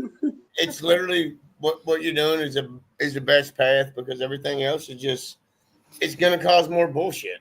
I told my husband with certain people, certain individual, nip it in the bud, and there ain't no problem. Well, that's all they want. If you don't, and all they want is attention. You know, they're wanting attention. Certain people get attention. It is that way, and it's just like a little bitty sapling in the woods. Yep. You go forward the area and they cut all the trees down. The next year, little saplings start to grow. Yep. Well, the only way that this sapling is going to grow out this sapling is being the sun. Yep. The sapling that ain't getting the sun needs attention. Yep. It's going to reach and do what it can do. It's going to vine out. It's going to grow a limb over this way. It's going to do whatever it can do to survive. Yeah. That's what. And that's where I'm already I've literally been so quiet in this, what I'm working on and what I'm doing. And I understand I'm a new face to a lot of people in this moonshine, but I've been around for some years now. Like I just been a little quiet. And now I'm not being quiet. You know, I got things I'm working on but I'm not going to let some idiot mess up anything or make me look crazy. And I told my husband, I'm used to reacting. Like I'm used to popping my shit, and he knows. Get you. So it don't get me nowhere. My head's what am I do? Be here mad, pissed off that I can't beat this idiot up? And do you think that motherfucker gives two fucks? No, exactly. He ain't sitting here going, "Was she thinking about me?" No, he's worrying about I wonder how many people are seeing this. I wonder if somebody's going to Yep. call me about this. Well, And to call me a coat rider, a coattail rider.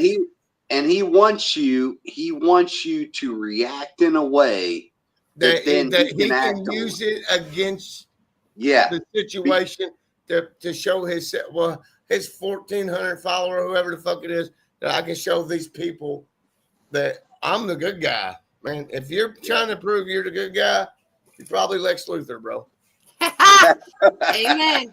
Shots. Yes, I mean it's just it's funny because that's true. Yeah, he'll sit there and he'll jump on your page and start saying things like he'll say that, oh, your harassment and threats are going to cost you.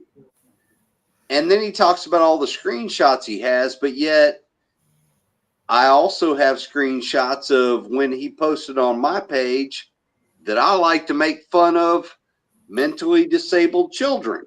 But he's got no proof of that. But he posted it on my page. And I'm like, dude, I still have that screenshot. Even though that was from a year ago, I still have it. I got mine from when he originally tried to rip me off. Like, I have every interaction screenshotted. Like, please don't play with me, sir. Oh, like, exactly. I'm the keeper of receipts. But at the same time, like I said, it is all to get attention. Because he's probably lurking from somebody's page right now to watch. Oh, he's definitely watching. You got to watch your P's and Q's, and you got to take that high road and not, and not put yourself on that level and allow somebody to show that you have that side, because that's why I do what I do. I can't afford to say that Adam from Copper Steel Co. is a goofball, because he's not. He's a good dude. And I don't want him to be able to take that head and go, look, this dumbass is telling me I don't know what I'm doing, because look what I'm doing. I'm doing great. Right. And goddamn, that dude built some pretty ass steels. and there's a bunch of them that do. And that's why you can't jump to that level, because it don't do nothing but bring you there. And then you're sitting around like we're talking about, you're worried about what this person, that person is saying. You can't. Oh, exactly. And it's, and it's just like comments. I don't. Only comments I look at on my shit is comments of people asking for prices and stuff. Yep. If you're bad mouthing me fucking 3 or 4 or 5 years ago, I'd have deleted it. Like, I get the fuck. No, fuck you. I don't care. I don't care. Right. Everybody hates. Everybody's gonna ridicule you or judge you. Bad apple's a bad apple. You gotta do what you gotta do. I would have never even known I was getting bashed. Because I'm blocked. I would have never known.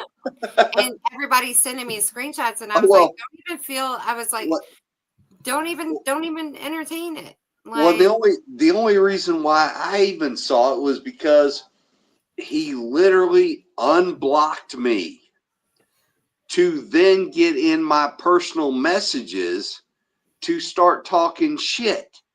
And I kept saying, do you not understand that if you're the one that's unblocked me and you started getting in my personal messages, your harassment case just went out the window, dude? No, yeah. I mean, some people don't realize. I'm like, are you not smart enough to understand that? It's not. I mean, and then the funniest thing was to tell me that he was going to get Danielle's attorney to handle it. Really? Until the lawyer calls me, I don't pay no attention to something like that. And I think that's what a lot of people, like you said, it's about attention. So if you pay attention to it, he's winning. I actually didn't know. Did Roy, like, I seen that shirt like as a prototype, like a picture, but I didn't know anybody made them. I did. I've seen pictures of it, but I've never seen anybody wearing it. I'm like, sign me up, coach. Like, well, it is for the best steel builders. For the best steel builders. Yeah, that's right. For the best steel builder to get it.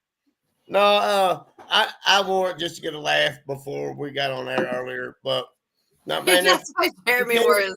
You can't. That's why I wore this. Well, I mean, can anybody tell me who I love the the back of elders that are? shirt too, though. It's really, I mean, with all jokes aside about all the bullshit drama about I do like that design of that on the back of the shirt. It's pretty cool.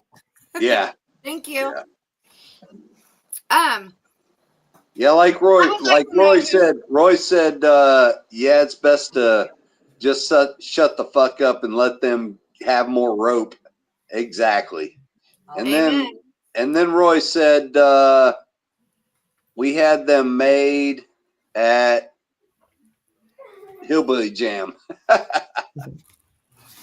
I know Drew was looking to get one. Oh, look, Duncan, there's a doggy. Look, there's a doggy. That's a horse. That ain't a dog. That's a little baby horse. Look, Oh, look at that big boy. Look, Is that a boy or a girl? That's a boy. He's only 2. He's still got some growing to do. That's the baby. Ooh, that's a big boy. That's a big baby. That's Oliver. Look, Duncan's not. Big dumb dumb. Yeah, right there. There's that good boy right there on TV. You see him on the TV? Look at that, Duncan. There's a big boy that'll eat you like a snack. Look, his older brother's about 175, 185. That one will eat you. This one's just going to knock you around and love on you. Oh my gosh. Are you looking for mama? Yeah, you missed the dog. He was on TV. Yeah, you was over there snoozing, bro. Yeah, look, and he's looking out there like, Duncan's always like, he thinks he's the biggest dog in the room, even though he's 20 pounds, Chihuahua mix. So, but he'll act real blind when there's something bigger than him. Like, oh, it's right there. He's like, where? Where? Like, what? I can't blame him. All of a sudden, he's squinting and shit. Like, hey, what's that over? Hell yeah. Hell but yeah. this dog is so smart. Like, you could shoot him, he'll play dead. He'll give you high fives and all kind of roll over. He's nuts. But he likes snacks, so he's food generated. You know, he's like, oh, you got some tricks for me. You got some treats. I got some tricks. Yeah. Yeah, you could imagine what the treats are for a 220-pound dog. So it's funny you say that. We actually get Duncan these real beef knees, and my dad thinks it's the funniest to get the biggest natural bone he can. So, like, I even made a TikTok, and Duncan's got like a bone this big that it's bigger than him, and he carried it around until he broke it into pieces, and then he carried them pieces around until he gnawed them down till I had to throw them away. And he's so proud when somebody comes over and he don't know them. He just chews on it and looks at them like, all right, I'll do this to you. And I'm like, oh, dude, you're not a fucking threat, dude. Like, you're a barker. And that's the opposite of that big boy. You walk in here, he gonna want to sit in your lap and shit. Like, I'm a little bitty dog. Come love on me. No. He's got little man.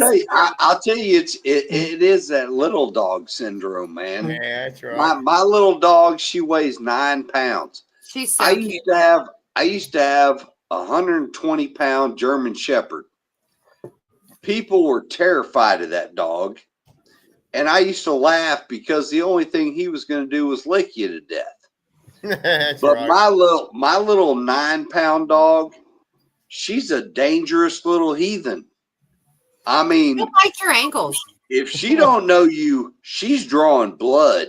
I mean, she's coming for death. Yeah. Look, Yeah. he said, where? Yeah, we've got 2 Saint Bernards. One of them's 5. He's older. That's Thor. That's my dog. Oh, Don't walk in the fucking house with him.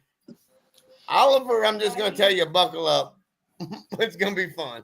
He's going to lick you. He's going to knock you over. He's going to jump on you. But the little one, he's going to bite your fucking throat off.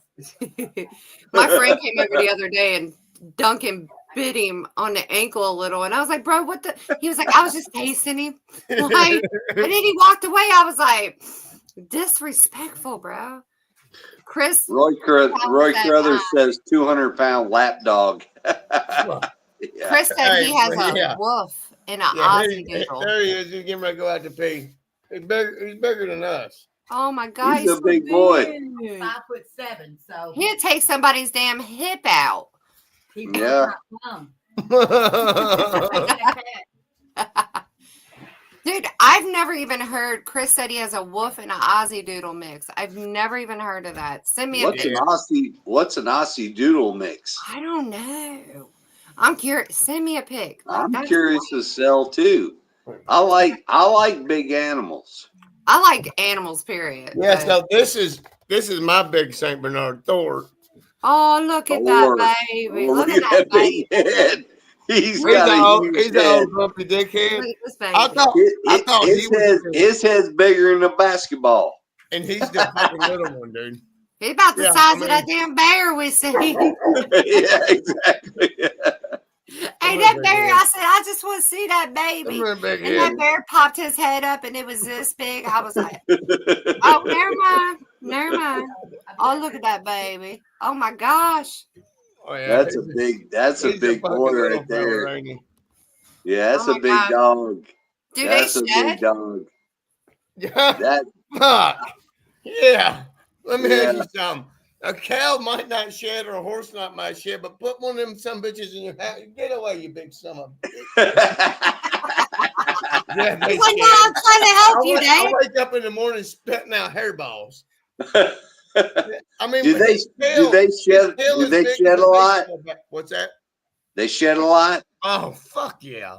Dude, yeah, it's wintertime. And I mean, yeah, dude. I went to her mom's 70th birthday party last night. Put on a Under Armour hoodie to go to El Nepal. Walk from the bedroom to the living room. I get in here and I'm like, I Motherfucker. look like I have rolled in hair. Yeah, that's it. I live with You're a able- brush. Baseball bats and got a fan of hair hanging under this damn long. Every season you guys are able to make a pillow out of the hair. Fuck. Dude, I live with, every I have other one in week. my car. I keep this in my bag in That my ain't car. enough. I grabbed one of hers, had her grab me hers for that fucking hoodie. I went like this. I made from like here to here, and I'm like, gotta restrip it. Oh, I gotta restrip it again. No, that's good. I'm just like, I'm hairy. I got hairy dogs. Get used to it. We have a separate room for like, especially when my son was getting married, because Duncan Yeah. will just get nervous and shake and all his hair come out. And I'm like, what the fuck? But we have this room that I'm in and we keep it closed. But like he'll come in here now. But if we don't want something to get hair on it, like that's, yeah. But There's no getting no hair on it with them. There yeah, really ain't. not with them big babies. Yeah. He Roy said an Carruthers. Aussie Doodle is a cross between an Australian Shepherd and a poodle. Oh, I bet that is cool looking. Yeah. And Roy Warner said, "How's Jeremy and Shonda doing tonight? We're we kicking it, Roy." Kicking it. And he said, "Hey there, Always. Jason." You good? And Roy Carruthers says we can stuff pillows with our Aussie shed hair. Oh, they It's shed bad again. Tumbleweeds. Yeah, Well, like to make a those coat for that. Australian shepherds, they shed like crazy. I had a friend of mine that had two of them, and if you walked in his house before you were going anywhere, by the time you walked out of his house, you were going to be covered in hair. Yeah. Hey, Roy I- could I take that guarantee it. hair. He could take that hair and make that little hairless cat a sweater. That little thing's so cool, man. I was like, but we I've was got- at where was we at? Was that Maggie Valley? And I was like, I got some sunblock. He was getting sunburned, poor little guy. And Yeah, then we got Roy Warner said shots. shots. We also got a 17-year-old Maine Coon cat. Really? Oh, His brother those died are big. 2 years ago. That's a big damn cat right He's there. about Damn. 9 pounds, which he's 17, so he's lost a little. But I think right now he's still about 7 or 8 pounds, 9 pounds. Yeah, big old cat. Head bigger than you. I mean, big old cat. Yeah. Lots I'll of give hair. it any, but he's so fucking mean nowadays. He walked by and smacked a fucking Saint Bernard on his head. I'm like, dude, that cat dog gonna kill you. Don't fuck with him. Fuck with him. Oh man, that's hilarious. Oh, that's funny. Yeah. This guy. Your dad went to sleep on you. He's pissed. Soon as I'm in here doing something, that man sits down for 5 minutes. He's asleep. I'm like, God, I can sometimes. I can do it sometimes, but I can't turn my brain off. Yeah, I'm a 4 to 6 hour. I was just because always thinking, always business, which I was like it before business, but the business don't help. Yeah, my daddy was a big, huge part of my life, and he was a Vietnam veteran, and he was like, "You'll sleep when you die." Like I was his little soldier behind him, working in a diesel garage. So I'm like, "Yeah, no, we'll sleep later." My little brother Tracy said that all the time. I sleep when I die. God, it's the worst. And That's right. now I'm like 4 hours. It drives him nuts though. He's like, "You're just staring at me at 5 a.m. What are you doing? What do you want?" And I'm like, "What are we gonna do today? Like, What we doing here? what are we doing? Right. We working on Daylight's in 3 hours. right?" Right. Yeah, Roy Crothers says about the Maine Coon cats. He said Nikki wants one of them. Don't give any ideas, Jason. And what Nikki wants, Nikki gets. So, hey, so James Aubrey said, "Tell them the story you told my wife about your dog dragging you outside naked." Oh, dude, shut the fuck up, man. Oh. Any story you tell is gonna come out right here, brother. Story. Buckle up, motherfucker. You might need a shot first. Yeah, double shots. All right, we'll do a shot. Do a shot. James Aubrey, I'm punching you in the guts, buddy. Hey, he's your neighbor. He's down there, you know. Oh yeah, he comes to the shop all the time. I went to his cabin on No Lynn and spent 4 or 5 days with family and friends at his place. Good dude. That's awesome. He's great people. All right, Hey, Joe. Jimmy Crab Corn with his Buick Roadmaster. Oh yeah. So Pimping. First of all, this story starts off with me going, "Fuck you, James," and I don't do it. I God, Jesus is coming into my life. I don't do that a whole lot. You earned that one. But this is a funny story. So, damn dogs, they're big, dude, and I'm 5'11", fucking 165, 170. I'm not super small, but I'm not a big guy. This fucking dog got to go out to piss. Old lady's trying to put the other dog out, so I'm putting the collar or the leash on the collar of Oliver, and I'm waiting for her to come back and take Oliver out the door because I'm standing at this fucking door, butt ass naked, holding a leash to a dog, waiting for her to come get. Well, that little fucking hyper son of a bitch sees her and Thor outside here going to the bathroom and decides it's time to go. Dude, My time. He's a 220-pound puppy. When he jumps, 6'5", his front paws are 6'5", 6'6".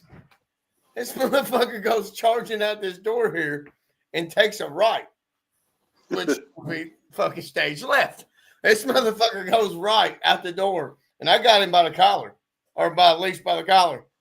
Motherfucker drags me from his door probably 50, 75 yards that way to the street. I'm being drugged out the door.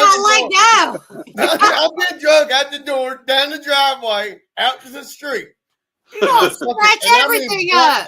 I mean butt ass naked, not a shirt, not underwear, not even socks. I hear her laugh. All I got in my mind is I don't want him to run off because he's so big. Something happens and he just jumps up on somebody and can hurt him. Yeah. So in my mind, I've got dad syndrome. I'm gonna grab his dog, I'm gonna get him back. Well, he fucking Flintstone feet dragging me to the street, son. I get him under control when I get to the street. And I start coming back. Well, the wife is about halfway. She looked at me, "What are you doing outside naked?" I'm fucking snapped. Like, do you not see? What do you mean, what am I doing out here naked? The roofers are next door watching. Yeah, so James, thank you for allowing me to share that story. Buddy. Oh my God, you're like And that's muted. the honest to God fucking truth. This motherfucker drags me out the door here, all the way down the street, and I'm like, and I'm just trying to catch him because he's a fucking puppy.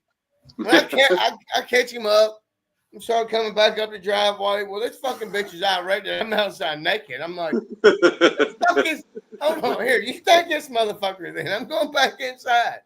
You're lucky you didn't get dragged and get scratched up. The neighbors were watching. The neighbors were out there. Hilarious. Yeah, the neighbor's like, we seen him get dragged. I was like, what are you doing out there naked? I fucking love it. My toys. yeah, exactly. That's exactly what I said to her. I didn't come out here by choice, and they like, I'm like, hey, look what I got. Because yeah. You're like, next time I won't stand by that door naked. No, fuck that dog. So Chris said his wolf is 3/4 timber wolf and 1/4 Great Pyrenees. Okay. Oh, that's a big one. Yeah. Big puppy. This guy's snoring now. These men in my life, boy, they snap, snap. Oliver sounds like a choo-choo train when he starts snoring. Dude. Well, it ain't no fucking joke. So when Drew goes to work in the morning, this guy bumps up. Oh, Jeremy just kicked himself off, and now he ain't gonna be able to get back home probably. Oh, that's about right. Yeah, but he when Drew goes to work in the morning, he takes his side of the bed, but he likes to curl up in my stomach. I'm like, Jesus. But he takes his side of the bed and starts snoring in my face. He lays there and just snores in my face. And I'm like, buddy, are you done? Like, but he likes to be under that heated blanket. I bet he's comfy, ain't He's super spoiled. He's the baby. I had 2 dogs before him, and they passed away, and I was so sad, and it took me a few years before I got him, but my life revolves around him. The kids are grown. Yeah. Yeah. We got our boy, which he's 11 now, right? And we got after these animals there, I'm gonna have a fish tank. I ain't doing no yeah. animals. We had the Maine Coons. One of them passed about, I think, 3 years ago. And we had them since Skylar was fucking 4, 5, or 6 years old. Well, it's been so long we get confused on how long it's been. She's moved out. We still got him. He's coming back. I think he's 17 or 18. Hey, you finally learned how to make it back. I was like, shit. I told Jason, like, shit, guess what? He might not come back. Yeah, occasionally I hit the wrong button. I'm telling you, we're going to get a GoFundMe together. And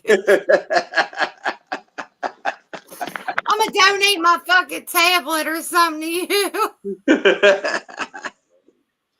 Hey, I will say, talking about dogs is funny. I used to have a husky that, man, I'll tell you, she used to dig out from under my fence and take off, scare the shit out of my neighbors. But it was funny because the only thing that she was afraid of was actually me. She loved all my neighbors because my neighbors weren't taking her back home. Yeah, they was but like, if I came to get her, oh hell no, she didn't want nothing to do with me because I was going to be taking her home. Oh yeah, no, you're the devil. Hey, guess what Roy Warner said? He said, "New business opportunity: naked dog walking."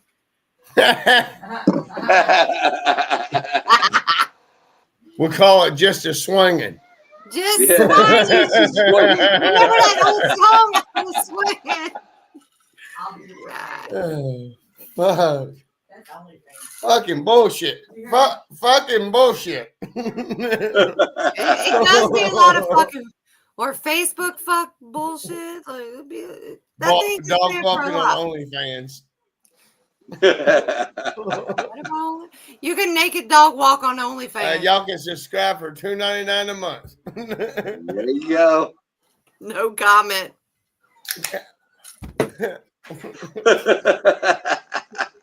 Because I've been trying. Listen, I've been trying to be Jeremy's pimp for a while. Okay, and And I'm like, Jeremy, just start the OnlyFans. So I Hey, can I've been. The problem is, man, when I hooked up that freaking account, I was a little intoxicated, and I can't Well, I remember mean, the did you I can't subscribe 4 remember or the 5 times? password. You can recover your password, pussy. Yeah, Yeah, I'm trying to get money. Don't just fucking watch the preview, dude. Go all in.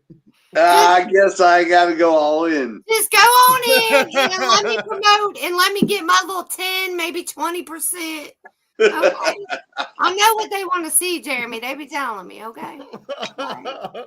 They be telling me. They be like, your friend, the co-host. I'm like, Oh, that's funny. what? Okay. You want to see it? I mean, I need some money. Don't we all? I need money. Hey, I might have everybody 1 million needs monies, some money. but I need 1 million more monies. I always need more money. I need Vegas money. I need travel money. I need dog money. He needs new sweaters. Matter of fact, Hey, I need to feed my dogs. Subscribe to Please Feed Big Dogs. listen, Duncan's so bad. 16 cups of food a day. I cannot even imagine. Oh my God. This guy eats enough. It costs more to feed them than it does me. I was gonna say those are some big dogs. I bet they eat some hella you talk food. about chew bones and shit. We give them full quarters of deer bones. Wow. He's like, no 2 wonder days. you got to go hunting. Yes, I do. But 2 days, a quarter deer be gone. Oh, damn. That ain't no joke. Hell yeah. So, James, how long you been running liquor? Who? Or Jeremy, I'm sorry. How long you been running liquor? I've been running liquor. Well, it depends on how you want to look at it. When's the first time When I was a teenager, I used to run liquor in North Carolina quite a bit, but it was mainly just helping out with folks. Not really running it myself. But in 2020, I decided that I don't have anything else to do.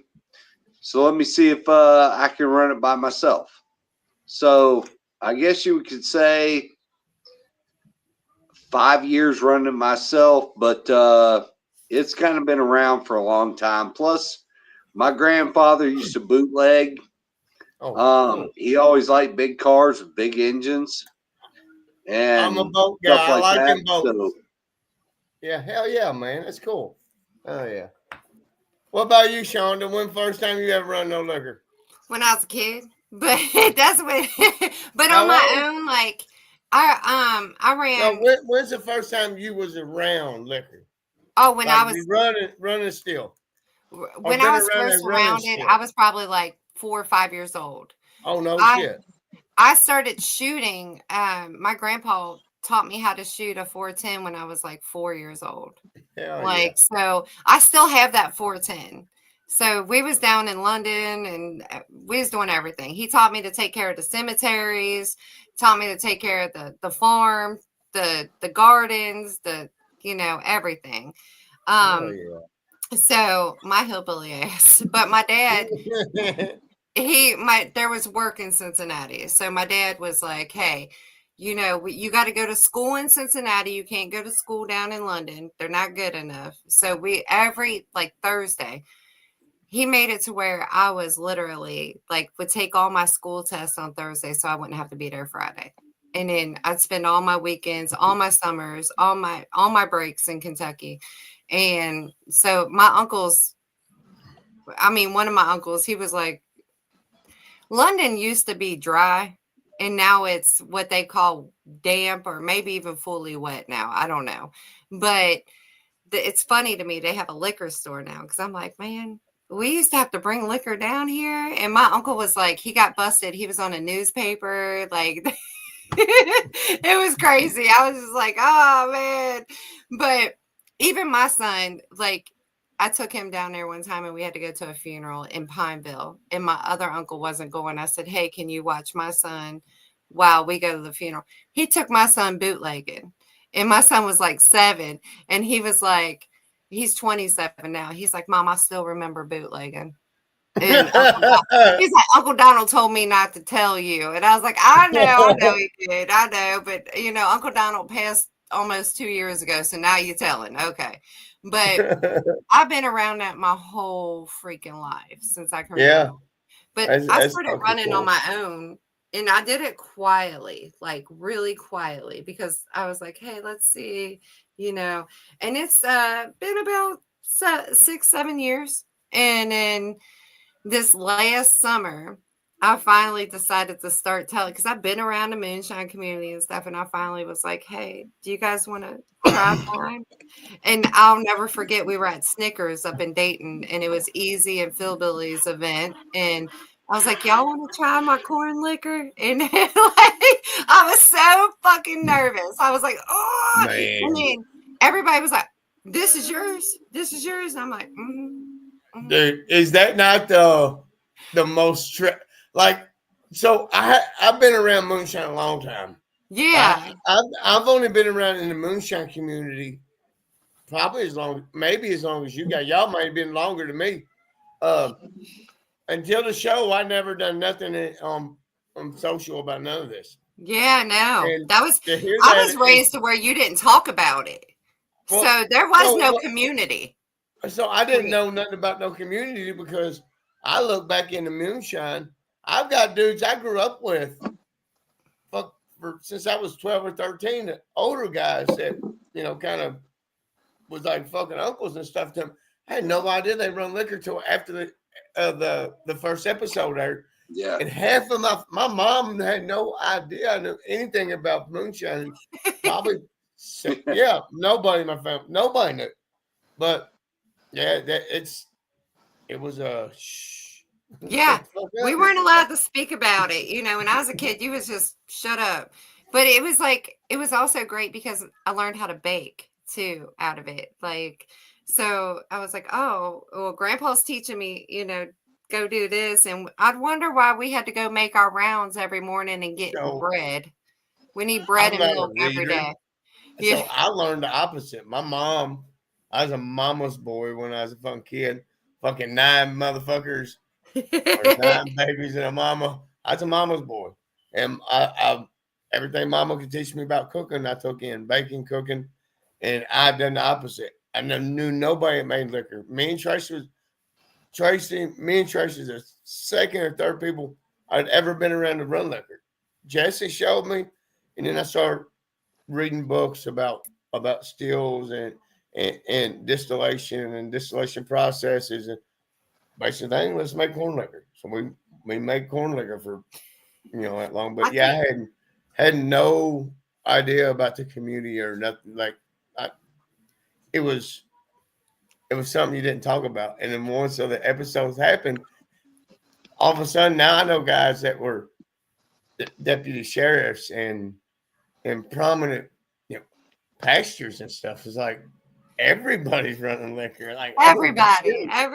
And like I'm 46, so like I'm thinking, oh, back then and now my husband's a little younger than me, so it's kind of funny. And I'm like, you didn't do this when you was a kid. And I'm like, well, yeah. So I look back through my family's history, and it was before the moonshine shit come out. I want to know where my family come from.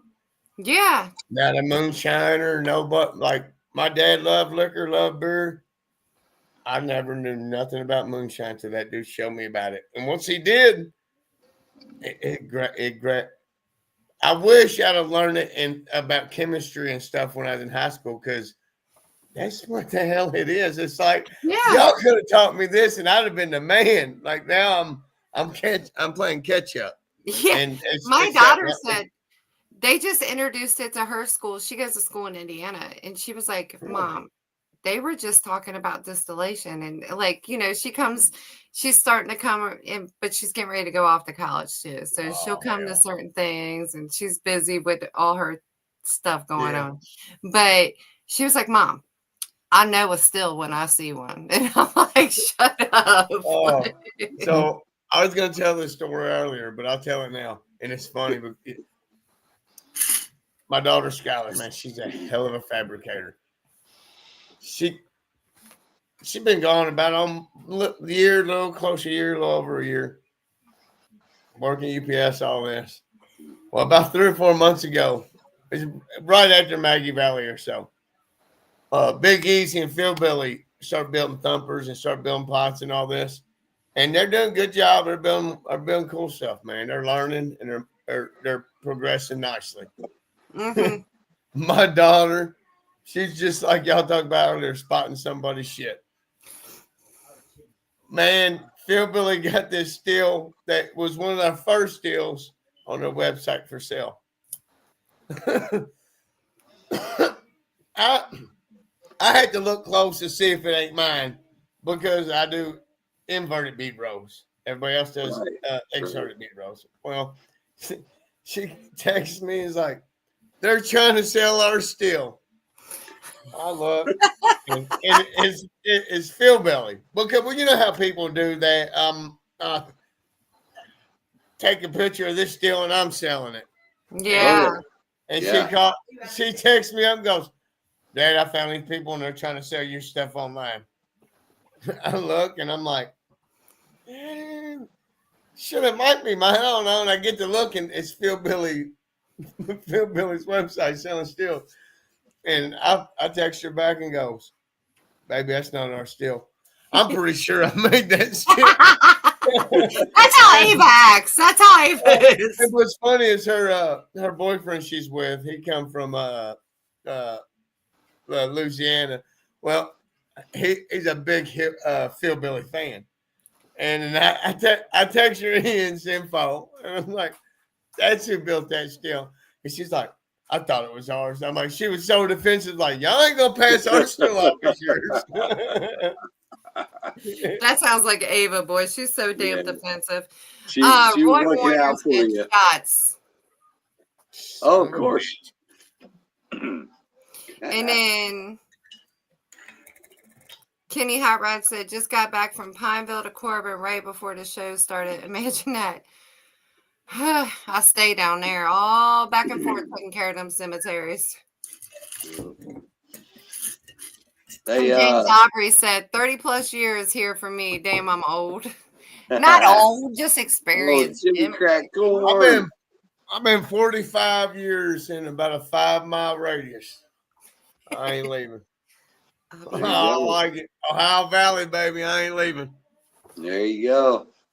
Hey, well, y'all, I got to say goodnight because yes, I'm get about up 3 and minutes. get with my grandkids in the morning. But you getting those in the morning? Yeah, but Jason, man, great to have you on, brother. Thank Good you. to talk to you. Good to find out about your road all the way through until now. Thank you, very cool. And looking forward to stuff you're doing in the future, man. So a lot of people don't know, and we messaged about it, but there is a distillery in our future. Yep. Details I can't talk about yet, but it will be called Distillery 13. Okay. Awesome. Future stuff coming, but first and foremost, 13 stills. Get you one. That's everything. That's my bread and butter. I'll build stills until I can't build stills no more. That's my passion. I love building stills. 13 stills, baby. Well, when you get ready to open and do that, hit me up so I can bring the food at a great discount. And Absolutely. I love the parties. We'll make a great big party. We should be able to do. I'm talking to my buddy Daniel about having a venue on the river down here to where we can do what I want to call bluegrass blue lights. It's on the river, on the Salt River, Ohio River border, and do a music moonshine festival. So hopefully a bunch of good stuff to come. Yeah, let me know. That's what I'm always helping with the event. Thank you guys, and I appreciate it. I love talking to y'all, and I don't get a lot of this to be able to actually sit down and learn and talk to people and figure out where Shonda or Jeremy's from. I love to be able to do this, and I appreciate the opportunity, guys. I really do. We Oh appreciate yeah, you man. coming. And we appreciate you coming on. And yeah, brother, keep us posted. No, yeah, man. Thank you. Keep us posted because we'll throw a big party for you, brother. No, I'll add man. you to the Hey, moonshine we party party. together, right? Let's do it. We got a Yep. party group. I'll add you. Hell yeah, Oh, do yeah. it. I'm in. All right. Thank you, guys. All Thank right. you very much. Thoughts to you, Have a and good have night, a good brother. night. Appreciate Here's you. 30 boys. Let's go. Deer in the All morning. right. Later, brother. That was awesome.